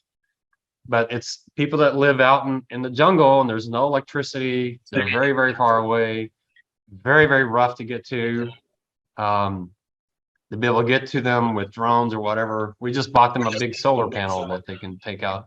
So, and I know in some countries that, emerging countries getting medicine and other things out by drones is pretty interesting. I know Amazon is talking about delivering with drones.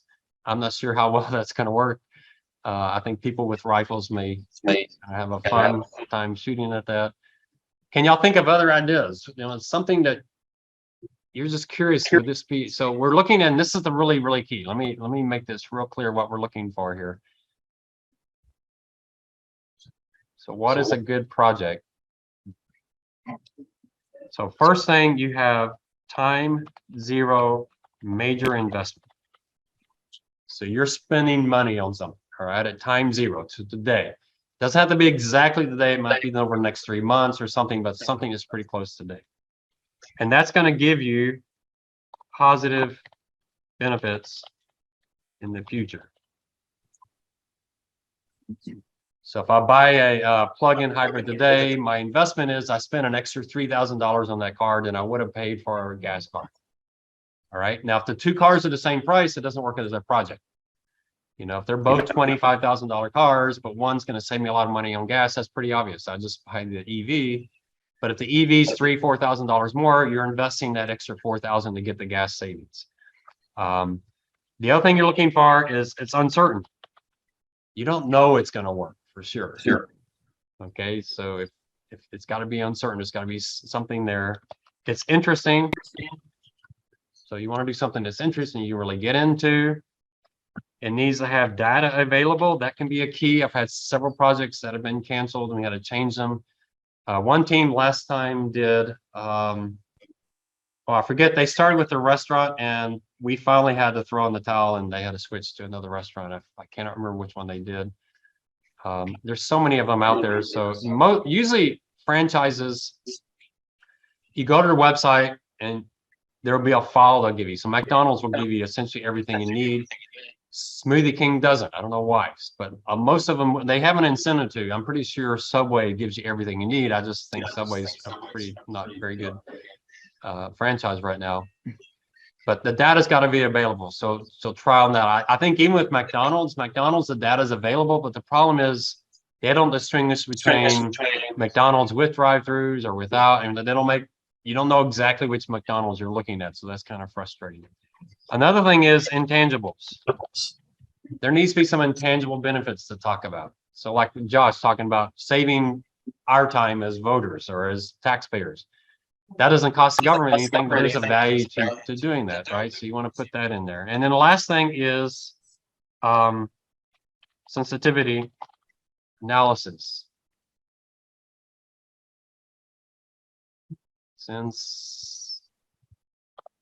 sensitivity analysis. So there's got to be some factor you're unsure about that you're going to test. All right, so if you think about me buying a plug-in hybrid, my uncertainty might be gas prices.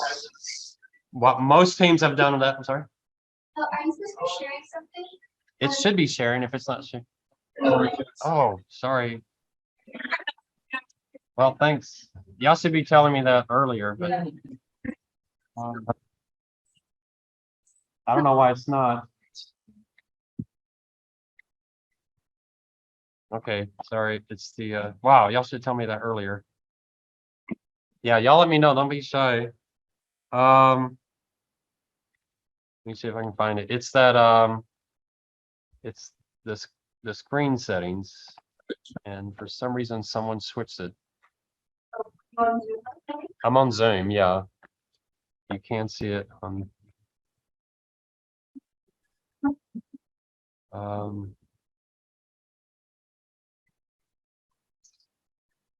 go, it's display, right? Well, usually when you're in Zoom, Well, Zoom is working. Y'all, Oh, if it's- is anyone on Zoom in here? Zoom, Y'all can plug into Zoom, but it should.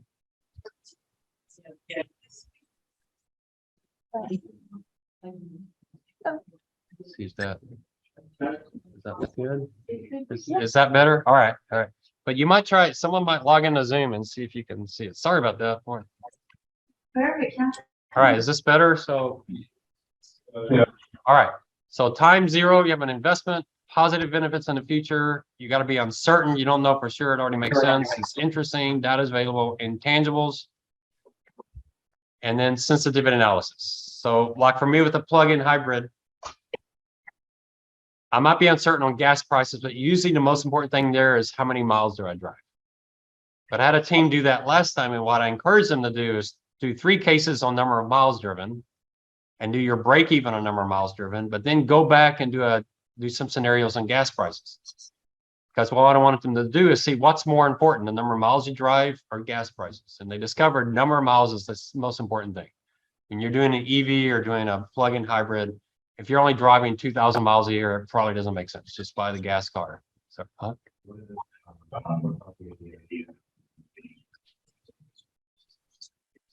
well, you have to ask, what's the upfront investment? So if you got to buy them computers and internet and all that kind of thing, but at time zero investment, you certainly can. Yeah, you could make sure you got the data. It may be tough to get the data. I know like USA is going from, they don't provide phones, you just use your cell phone and they help pay for that.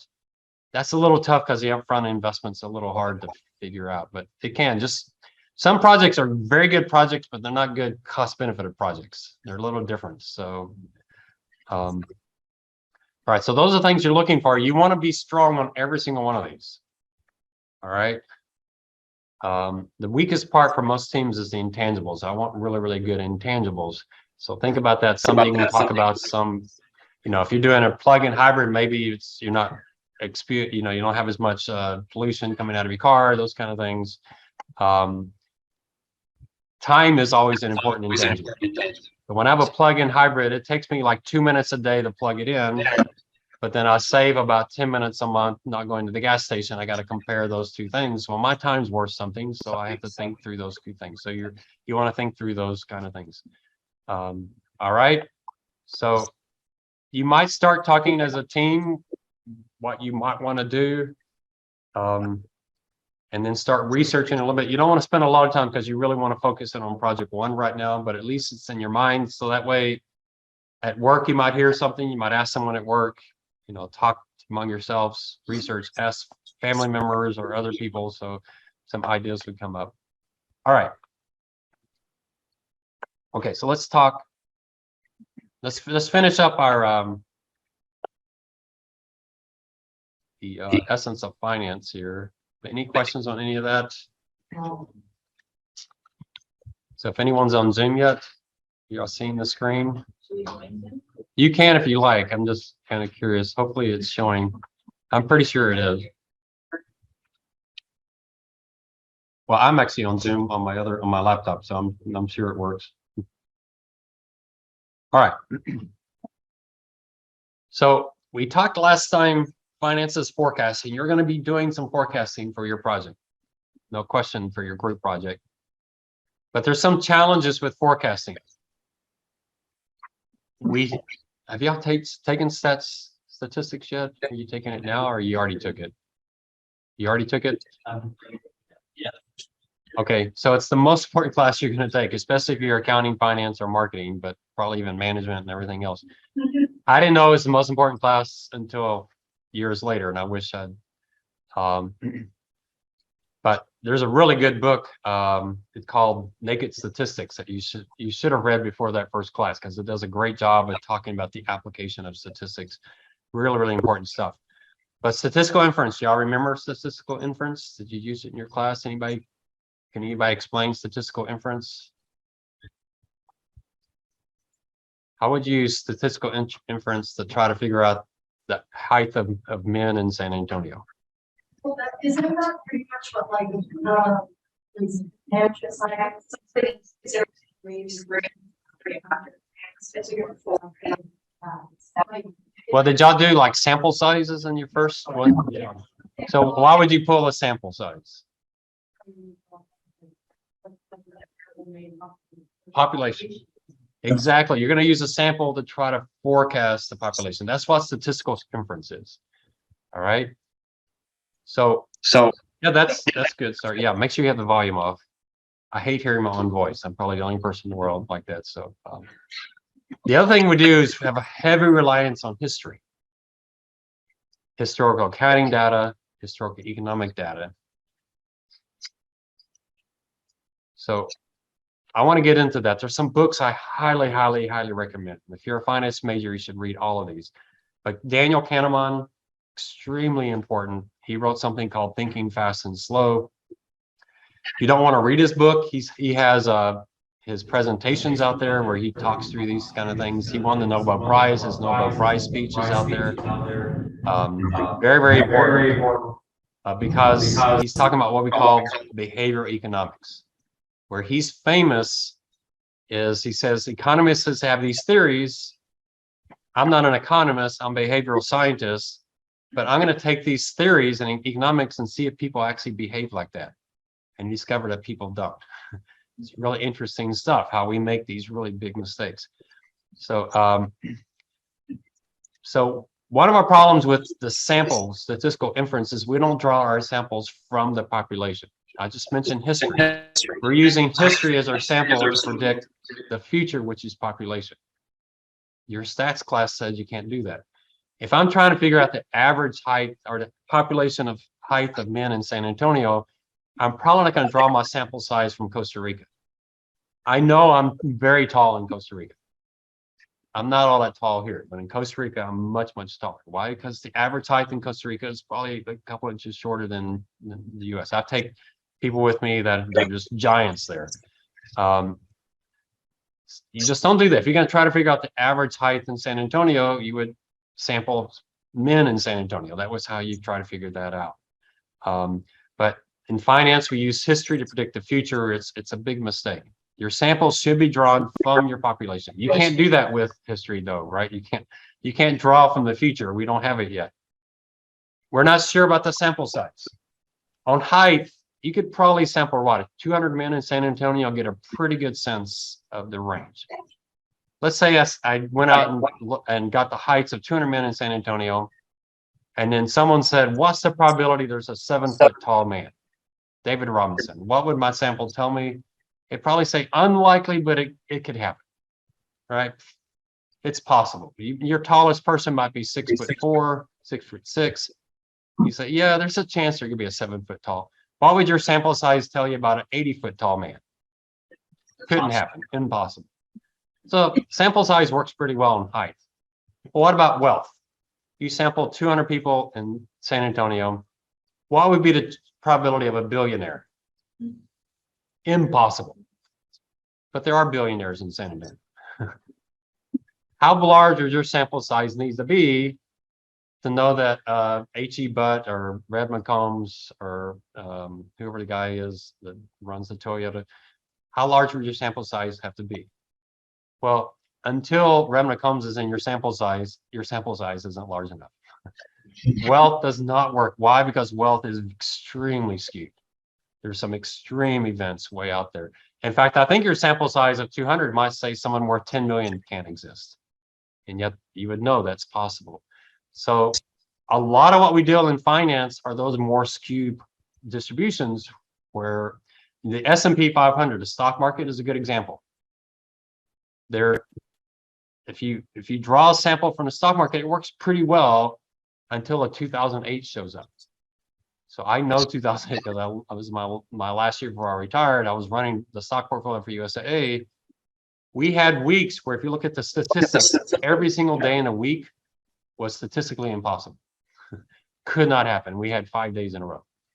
Like a 10% market move, statistics says that's not possible. And yet we had every day with this 8, 9, 10, 11% moves.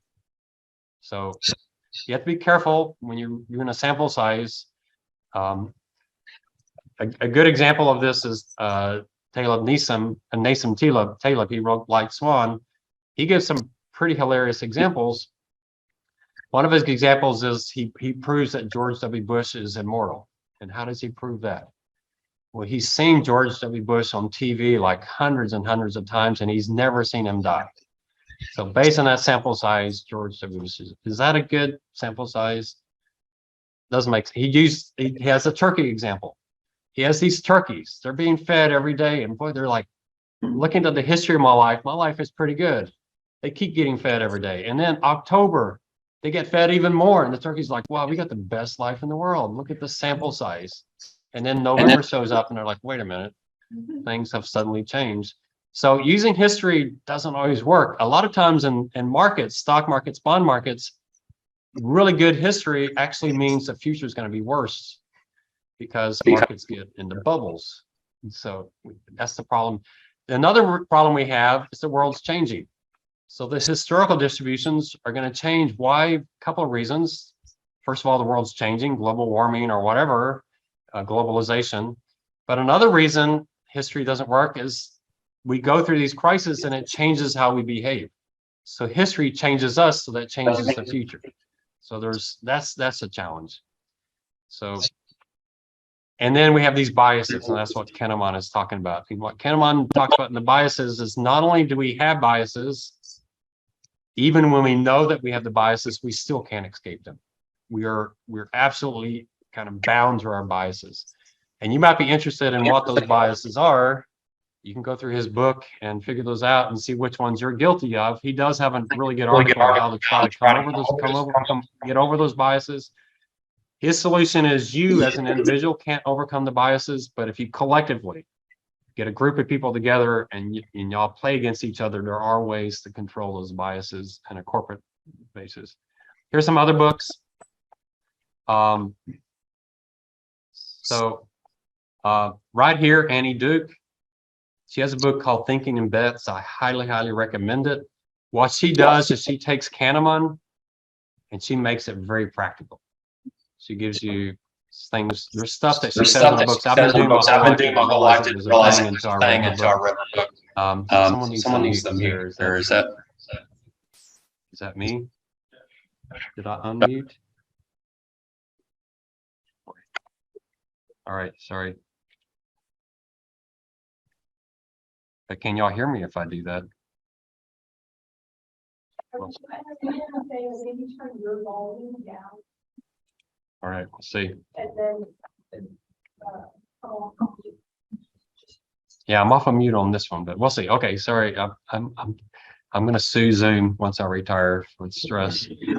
All right. So Annie Duke, she has stuff in there I just love. I've actually took her book and I've summarized it into a PowerPoint that I've presented at conferences.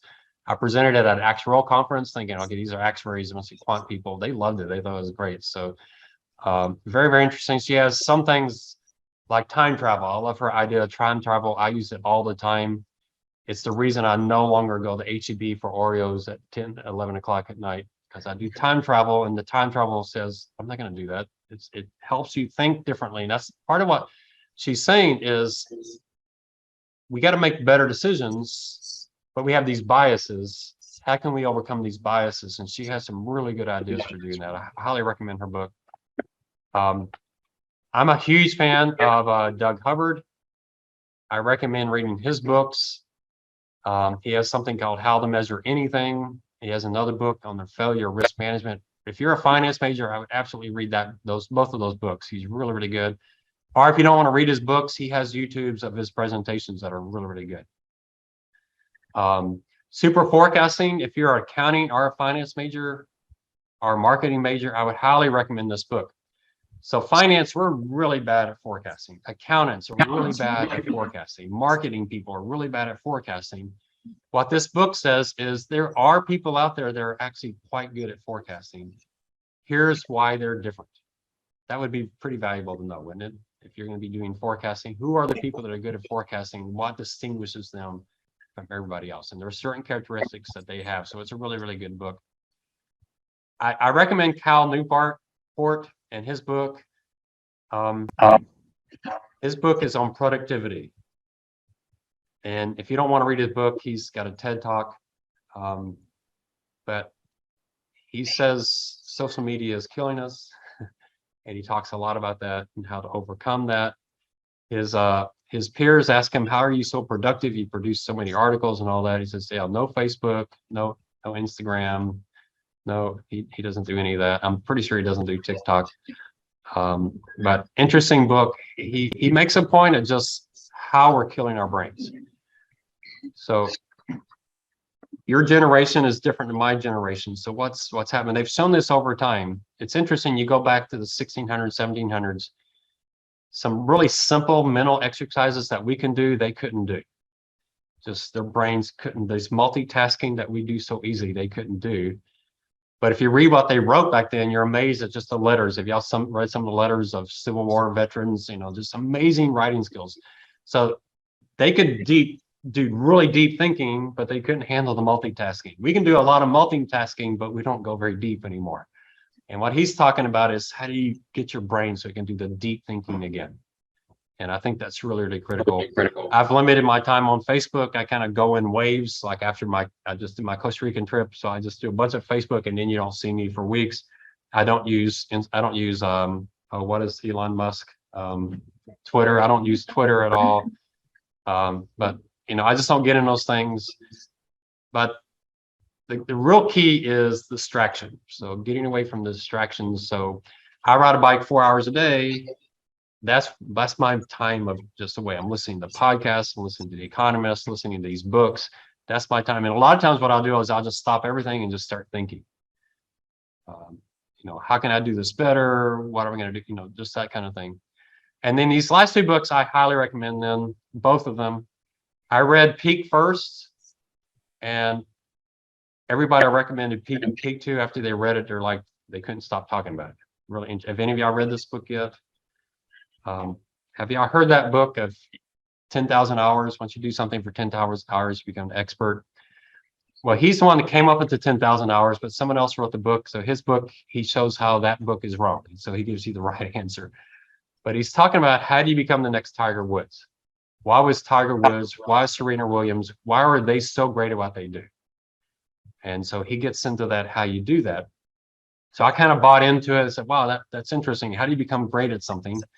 And then I read this book, Range, with the exact opposite view. So Peak is great for golf, for chess, but it's not great for tennis or poker. So what's the difference between golf and chess and poker and tennis? He actually talks in Range about a really famous tennis player that his mom was a tennis coach and she refused to let him play tennis. I think it's Federer, but I'm not exactly sure. So he played soccer. And then he started tennis like in high school and then became a great tennis player. And he thinks, this book says, one of the reasons he's such a great tennis player is because he plays other sports. So there's sometimes being a specialist, you want to read the word peak, read the book Peak. Because there's some places like golf, you're not playing against another person, you're not playing against yourself. That's when that type of exercise works well. But in poker, when you're playing against other people, you need to have other skills. So this is the specialist book. This is the generalist book. When do you want to be a specialist? When do you want to be a generalist? And that's what you got to decide. So I think finance really lends itself to specialization, but I think you also have to know other disciplines. So there's both of these books have really, really good ideas. It's amazing to me, some of the stuff we talked about in Peak, people who taught themselves to memorize a string of numbers. And I would think, wow, could you memorize 40 numbers? So someone reads out 40 numbers, could you memorize those and read them back? Well, the world record's a few hundred. Doesn't that seem incredible? But this guy following the theories in Peak, he went from being able to memorize 18 numbers to over 100. I mean, he set the world record, and he taught himself how to do it using the techniques in Peak. So Peak does have some ideas of how you can learn how to do things much, much better. So both books, I think, are really, really good. So what do all these books have to do with this? And it all comes down to what Annie Duke's saying. How do we make better decisions? And they're all addressing that. So that's your job, is to make decisions, isn't it? That's what they're going to pay you for. All of these books are saying we're horrible at making decisions. We're horrible at forecasting. We're terrible at statistics. We have all these biases, but we can get better. And so you read these books are the ones that are going to give you that edge. So I highly recommend all of these books. They're all on Audible. I don't actually read physical books anymore. So I don't believe finance is forecasting. I believe finance is risk management. In fact, I think all business degrees are risk management. We don't focus on point forecasts. We focus on distributions. You know what a distribution is, right? The normal curve. So you want to think for your group case, you're going to do best, base, worst scenarios. You're also going to do a break even. I'm a big believer in break even. So you say, wow, buying a plug-in hybrid, it all depends on how many miles you drive. Well, what's the break even? Oh, it's 12,300 miles. Well, I drive 15,000. So yeah, I'll buy the plug-in hybrid. Oh, I rarely drive more than 8,000 miles. So I'll just stick with the gas car. So that break even really helps people know, you know, should they do this or not? The second thing is brutal honesty. That's one thing I love about Doug Hubbard, and I'll show you his approach.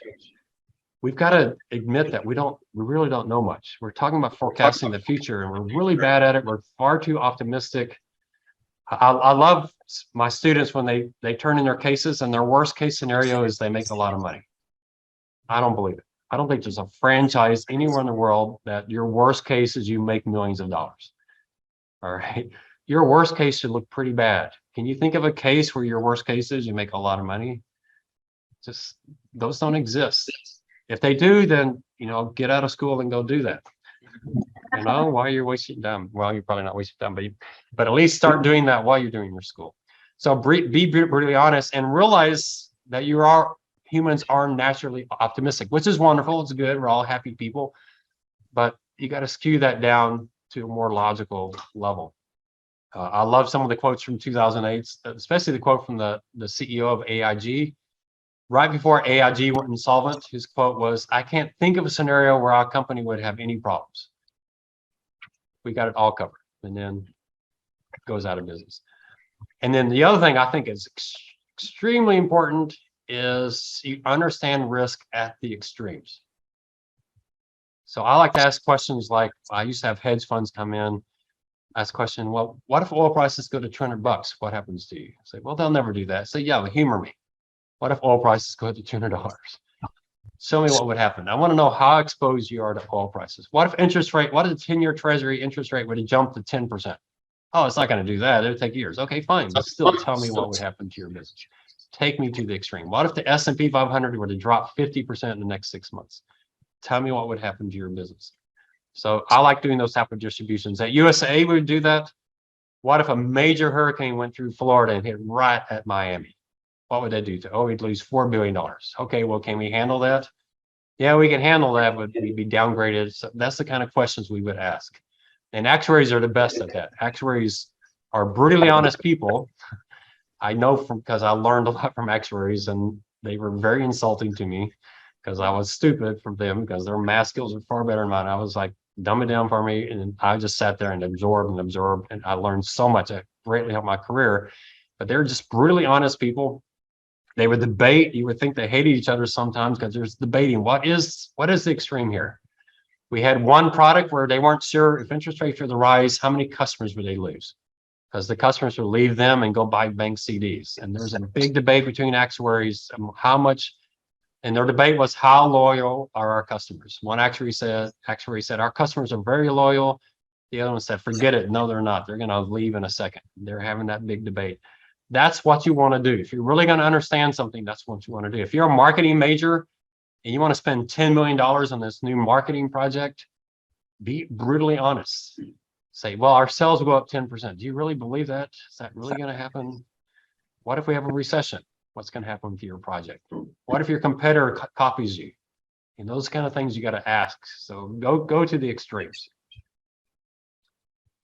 Let me give you, this seems excessive. I do things like this. So I rode my bike in all 50 states. And one year I had to travel a lot by car. So I said, let me figure out how much I'm going to spend on gasoline. So I did a worst case and best case. And so I mapped it all out, and it looked like I was going to drive 3,800 miles. I was going to be renting vehicles. I was going to fly, rent the vehicle, and drive around. So I figured, I'm pretty bad with directions. I always make wrong turns. So let me add my base case.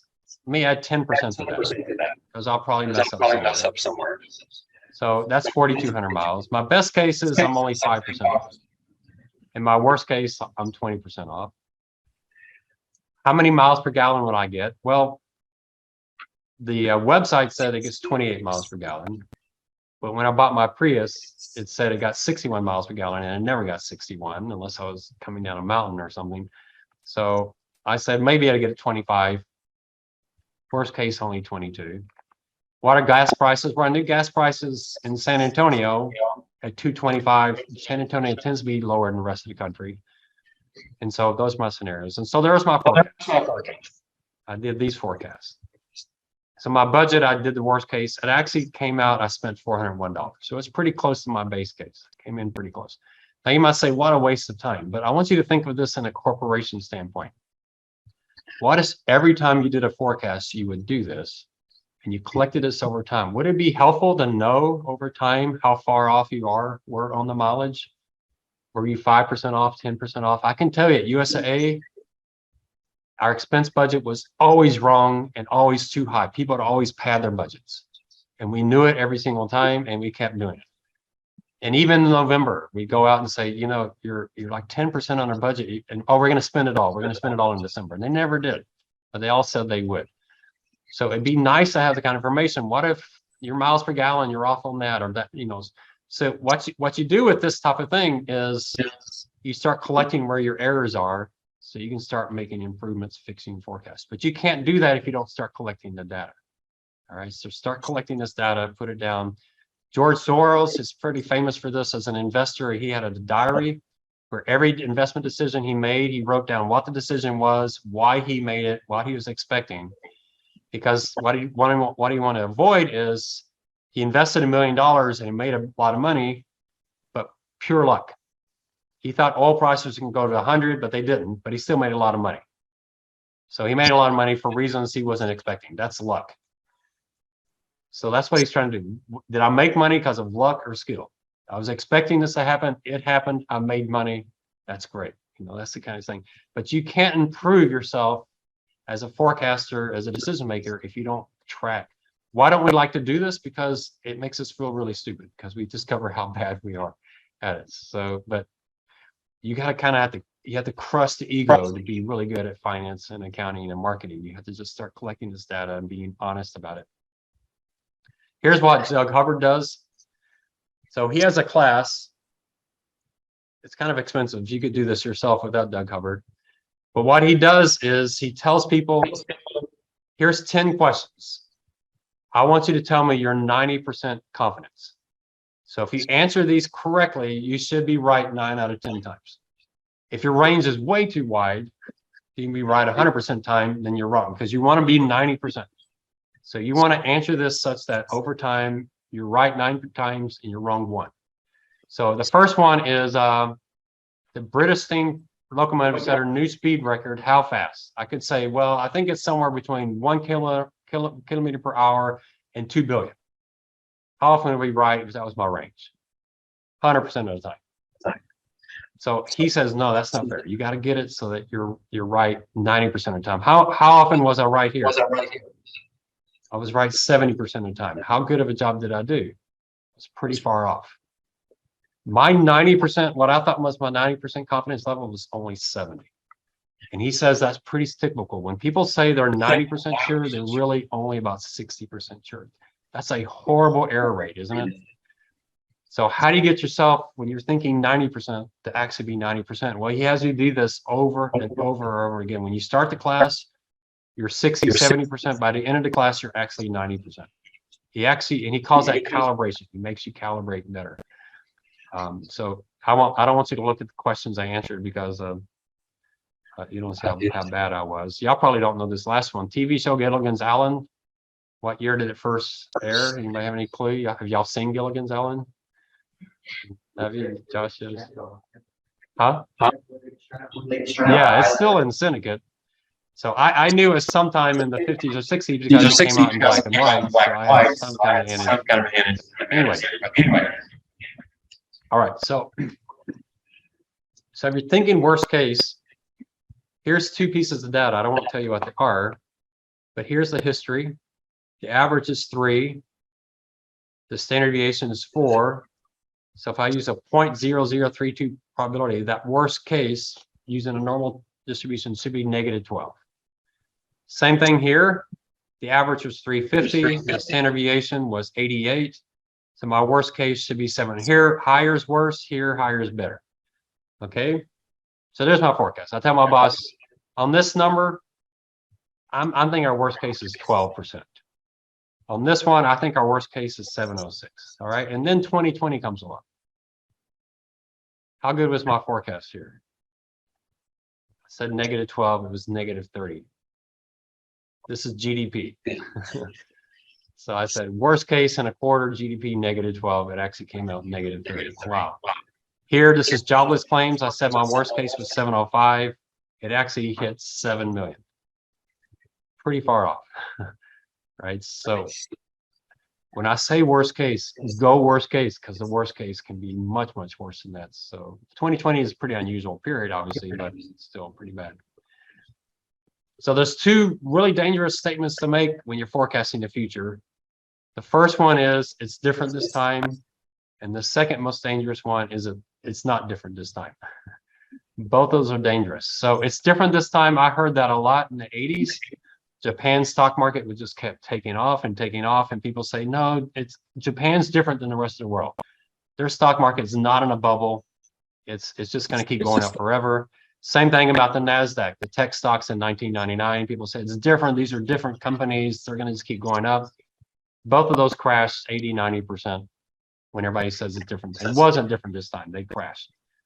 And then sometimes people say it's not different this time. And it actually was. Treasury yields being really, really low. They stayed low for like 12, 13 years. And people said, oh, I remember one guy I knew, he was telling all his clients to move the cash because interest rates are going to shoot up. So he moved all his clients from making 5% and moved them to making 1%, waiting for interest rates to rise. A decade later, they're still making 1% when they could have made 5%. They're pretty upset. And he was waiting. So you can be wrong on both of these, and it's really tough. All right, so so we're talking value and risk. So what is value? What is risk? I was pretty good at PowerPoint back in the day. I don't know if I can still do that. So value is where you're forecasting. It's expected future what? Future earnings, future net worth. In finance, it's future cash flow. All right. Finance people are focused on cash flows. Your cost benefit analysis is going to be focused on cash flows. And what is risk? It comes back to that best case, worst case. How wrong could you be? I think we're going to make $1 million, but it could be -10 million, or it could be +20 million. How wrong could you be? And that's where you got to be brutally honest. All right. That's where your biases and all that stuff is going to really mess you up. Your value side, your biases is going to make you project that way too high for your expected value. And your biases on the risk is going to make you do the range far too narrow. All right. So you say, hey, I expect to make $1 million. You probably, your better estimate would have been 600,000. You're probably way too high. And then you say, my worst case is probably -2. You're thinking 90%, but remember, you're probably only 70. Your worst case is probably -6. So think about it at your case. Really, really important in your case is that you really be honest on these forecasting. All right, so the most important tool we have that does all of that is discounted cash flows. You've probably done a little bit of that, but I'm assuming in this class you've never done any discounted cash flows. Mainly because we do it differently in finance than your accounting class did. So it's going to look a little different. I've seen some accounting classes and we would never do it like that in finance. It just looks different. And it's because the accountants are setting that up for gap reasons, and in finance we have other purposes. So the projected future cash flows, that's our value. And then the discount rate we pick is how we're measuring risk. We're going to spend quite a bit of time in this class talking about discount rates. So, all right. So the essence of finance, all in one page right here. You've been waiting for this drum roll. So you're a finance major and you're curious what you're going to do the next 50 years of your life. Here it is. You're going to do 5 things. You're going to forecast. Finance people do a lot of forecasting. I used my security analysis class. I just assumed these are graduating finance majors. I just assumed they'd all done forecasting. And then I discovered a lot of them had never forecast in their life. So I added an entire paper to that class for forecasting. If you're a finance major, you need to be doing forecasting. There's modeling classes that help you with that, but you need to do forecasts. Have any of y'all never done a forecast in here? Ever? A few of y'all, maybe all of y'all. So I would tell you how I would start forecasting. When I was your age, I went out and bought a PC. It cost $2,500. It's a PC I threw in the garbage when I was done with it because it didn't have a hard drive. It was, not worth much. But I started budgeting out 10 years. Why was that important? Well, I retired at 46. How could I retire at 46? Because I knew exactly where I spent all my money. I had that all planned out. I had all my investments in there. If y'all want, I have a model that I built. If you want it, it's a personal forecast. It has your checking account. It has your forecast. It has your investments. It's all linked together. If I were you, I'd start collecting that now. If you're spending $87 a month on Starbucks, hey, maybe that's an area you could maybe cut back a little bit on. So to me, I don't waste money on assets. I don't like houses and cars. I think to me, a house is work. A car is, I buy an expensive car. It looks like midlife crisis. I'm not going to do that. So an old guy in a car, it's like, I wish I had that car. It looked better on me. So yeah, I'm not going to do that. I waste money on travel. I love travel. I love experiences. So that's how I do my forecast. I'm looking at where I want to spend my money. And that's how I knew I could retire at 46, because I knew exactly what I had and what I spent my money on. So you should start forecasting with your own personal self. Start collecting that data now so you know where you're going. The second thing is to pick a discount rate. Now, for your group project, we're not going to do that because we're not going to get to that in time for you to do your group project. We're just going to pick a number, but we're going to talk a lot about that. Riskier projects have higher discount rates. Less risky projects have lower ones. So we'll talk about that. After you do that, you do the simple thing of you just do the discounted cash flow. We're going to do a lot of that in this class. We're going to do it 3 different sections on that. We're going to do it just time value money. We're going to do it with projects like you're doing for your project. We're going to do it for assets like stocks and bonds. So now once you do step 3, you know what something's worth to you. Then what you're going to do is go see how much it costs you. So let's say you value Apple as a stock. So you forecast Apple's cash flows, you come up with a discount rate for Apple, you value it, and you get $250. And you go out and you see, hey, Apple's trading for $150. What would you do? Do you think it's worth $250? That's the intrinsic value. You can buy it for $150. What would you recommend? I would buy that. Makes a lot of sense, right? So that's your last thing to do, is to make a decision, right? You're going to do 4 of these 5 in your project. You're not going to do number 2 just because we don't have time. You're just going to pick a discount rate like 5% and just go with it. But this is your group project. You'll go through each one of these steps. So that is finance. I did this over and over and over again. I don't know how many times I did projects like this. I mean, it's just what you do in finance. This is also a big part of accounting as well. It's also a big part of marketing. It's a big part of management. I mean, it's all fields do these type of discounted cash flows. So you got to kind of get in the habit of it. All right. We're going to talk about the discount rate, but the discount rate is what we call a risk-free rate plus what we call a risk premium. A risk-free rate is something you can do that has about the same term as what you're looking at that you know for sure is going to make you money. So we usually think about the 10-year treasury as being risk-free. Now, I know right now may not seem risk-free because Congress is debating about not paying its bills. I'm sure they're going to work that out. I don't think the Republican Party is going to make the U.S. government go insolvent. I don't think that would help them on the next election. So they'll play chicken, and then at the very end, one of the parties will turn right and will hopefully not destroy the entire economy. So we generally think about the 10-year treasury as being risk-free. So right now, that's about 3.5%. You could buy a 10-year treasury, you're going to make 10.5% over the next 10 years. Pretty well set. If you can do that, and you have a risky project that's only expected to make you 2.5%, why do the project? Just buy the 10-year treasury and make 3.5% with no risk. So the question is, how much extra return do you need to make on this project to make it worth risk? Right? So that's called the risk premium. We'll call it other words. Have y'all heard the word spread?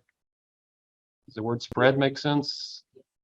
You've heard it maybe. So when you're looking at loaning someone money, your risk premium, call that a spread. How much extra return? We just call it the spread. So we'll talk that. We're going to do quite a bit of that in this class. Okay. So I'm going to do real quickly. Next class we'll finish this up, and then we'll get into the first project. Is there certain parts of finance that you see a lot? I'm going to go through those jewels of finance and tell you which one of them we're going to do in this class. We're going to do several of them in this class, so you'll see quite a few of them because some of these, this might be your last finance class ever. Is that true? Hopefully not. If you want to move up as CEO, you're probably going to have to take more finance. But if so, at least you'll know what those major ones are. All right, I'll start with taking roll next class, so you can start getting those bonuses.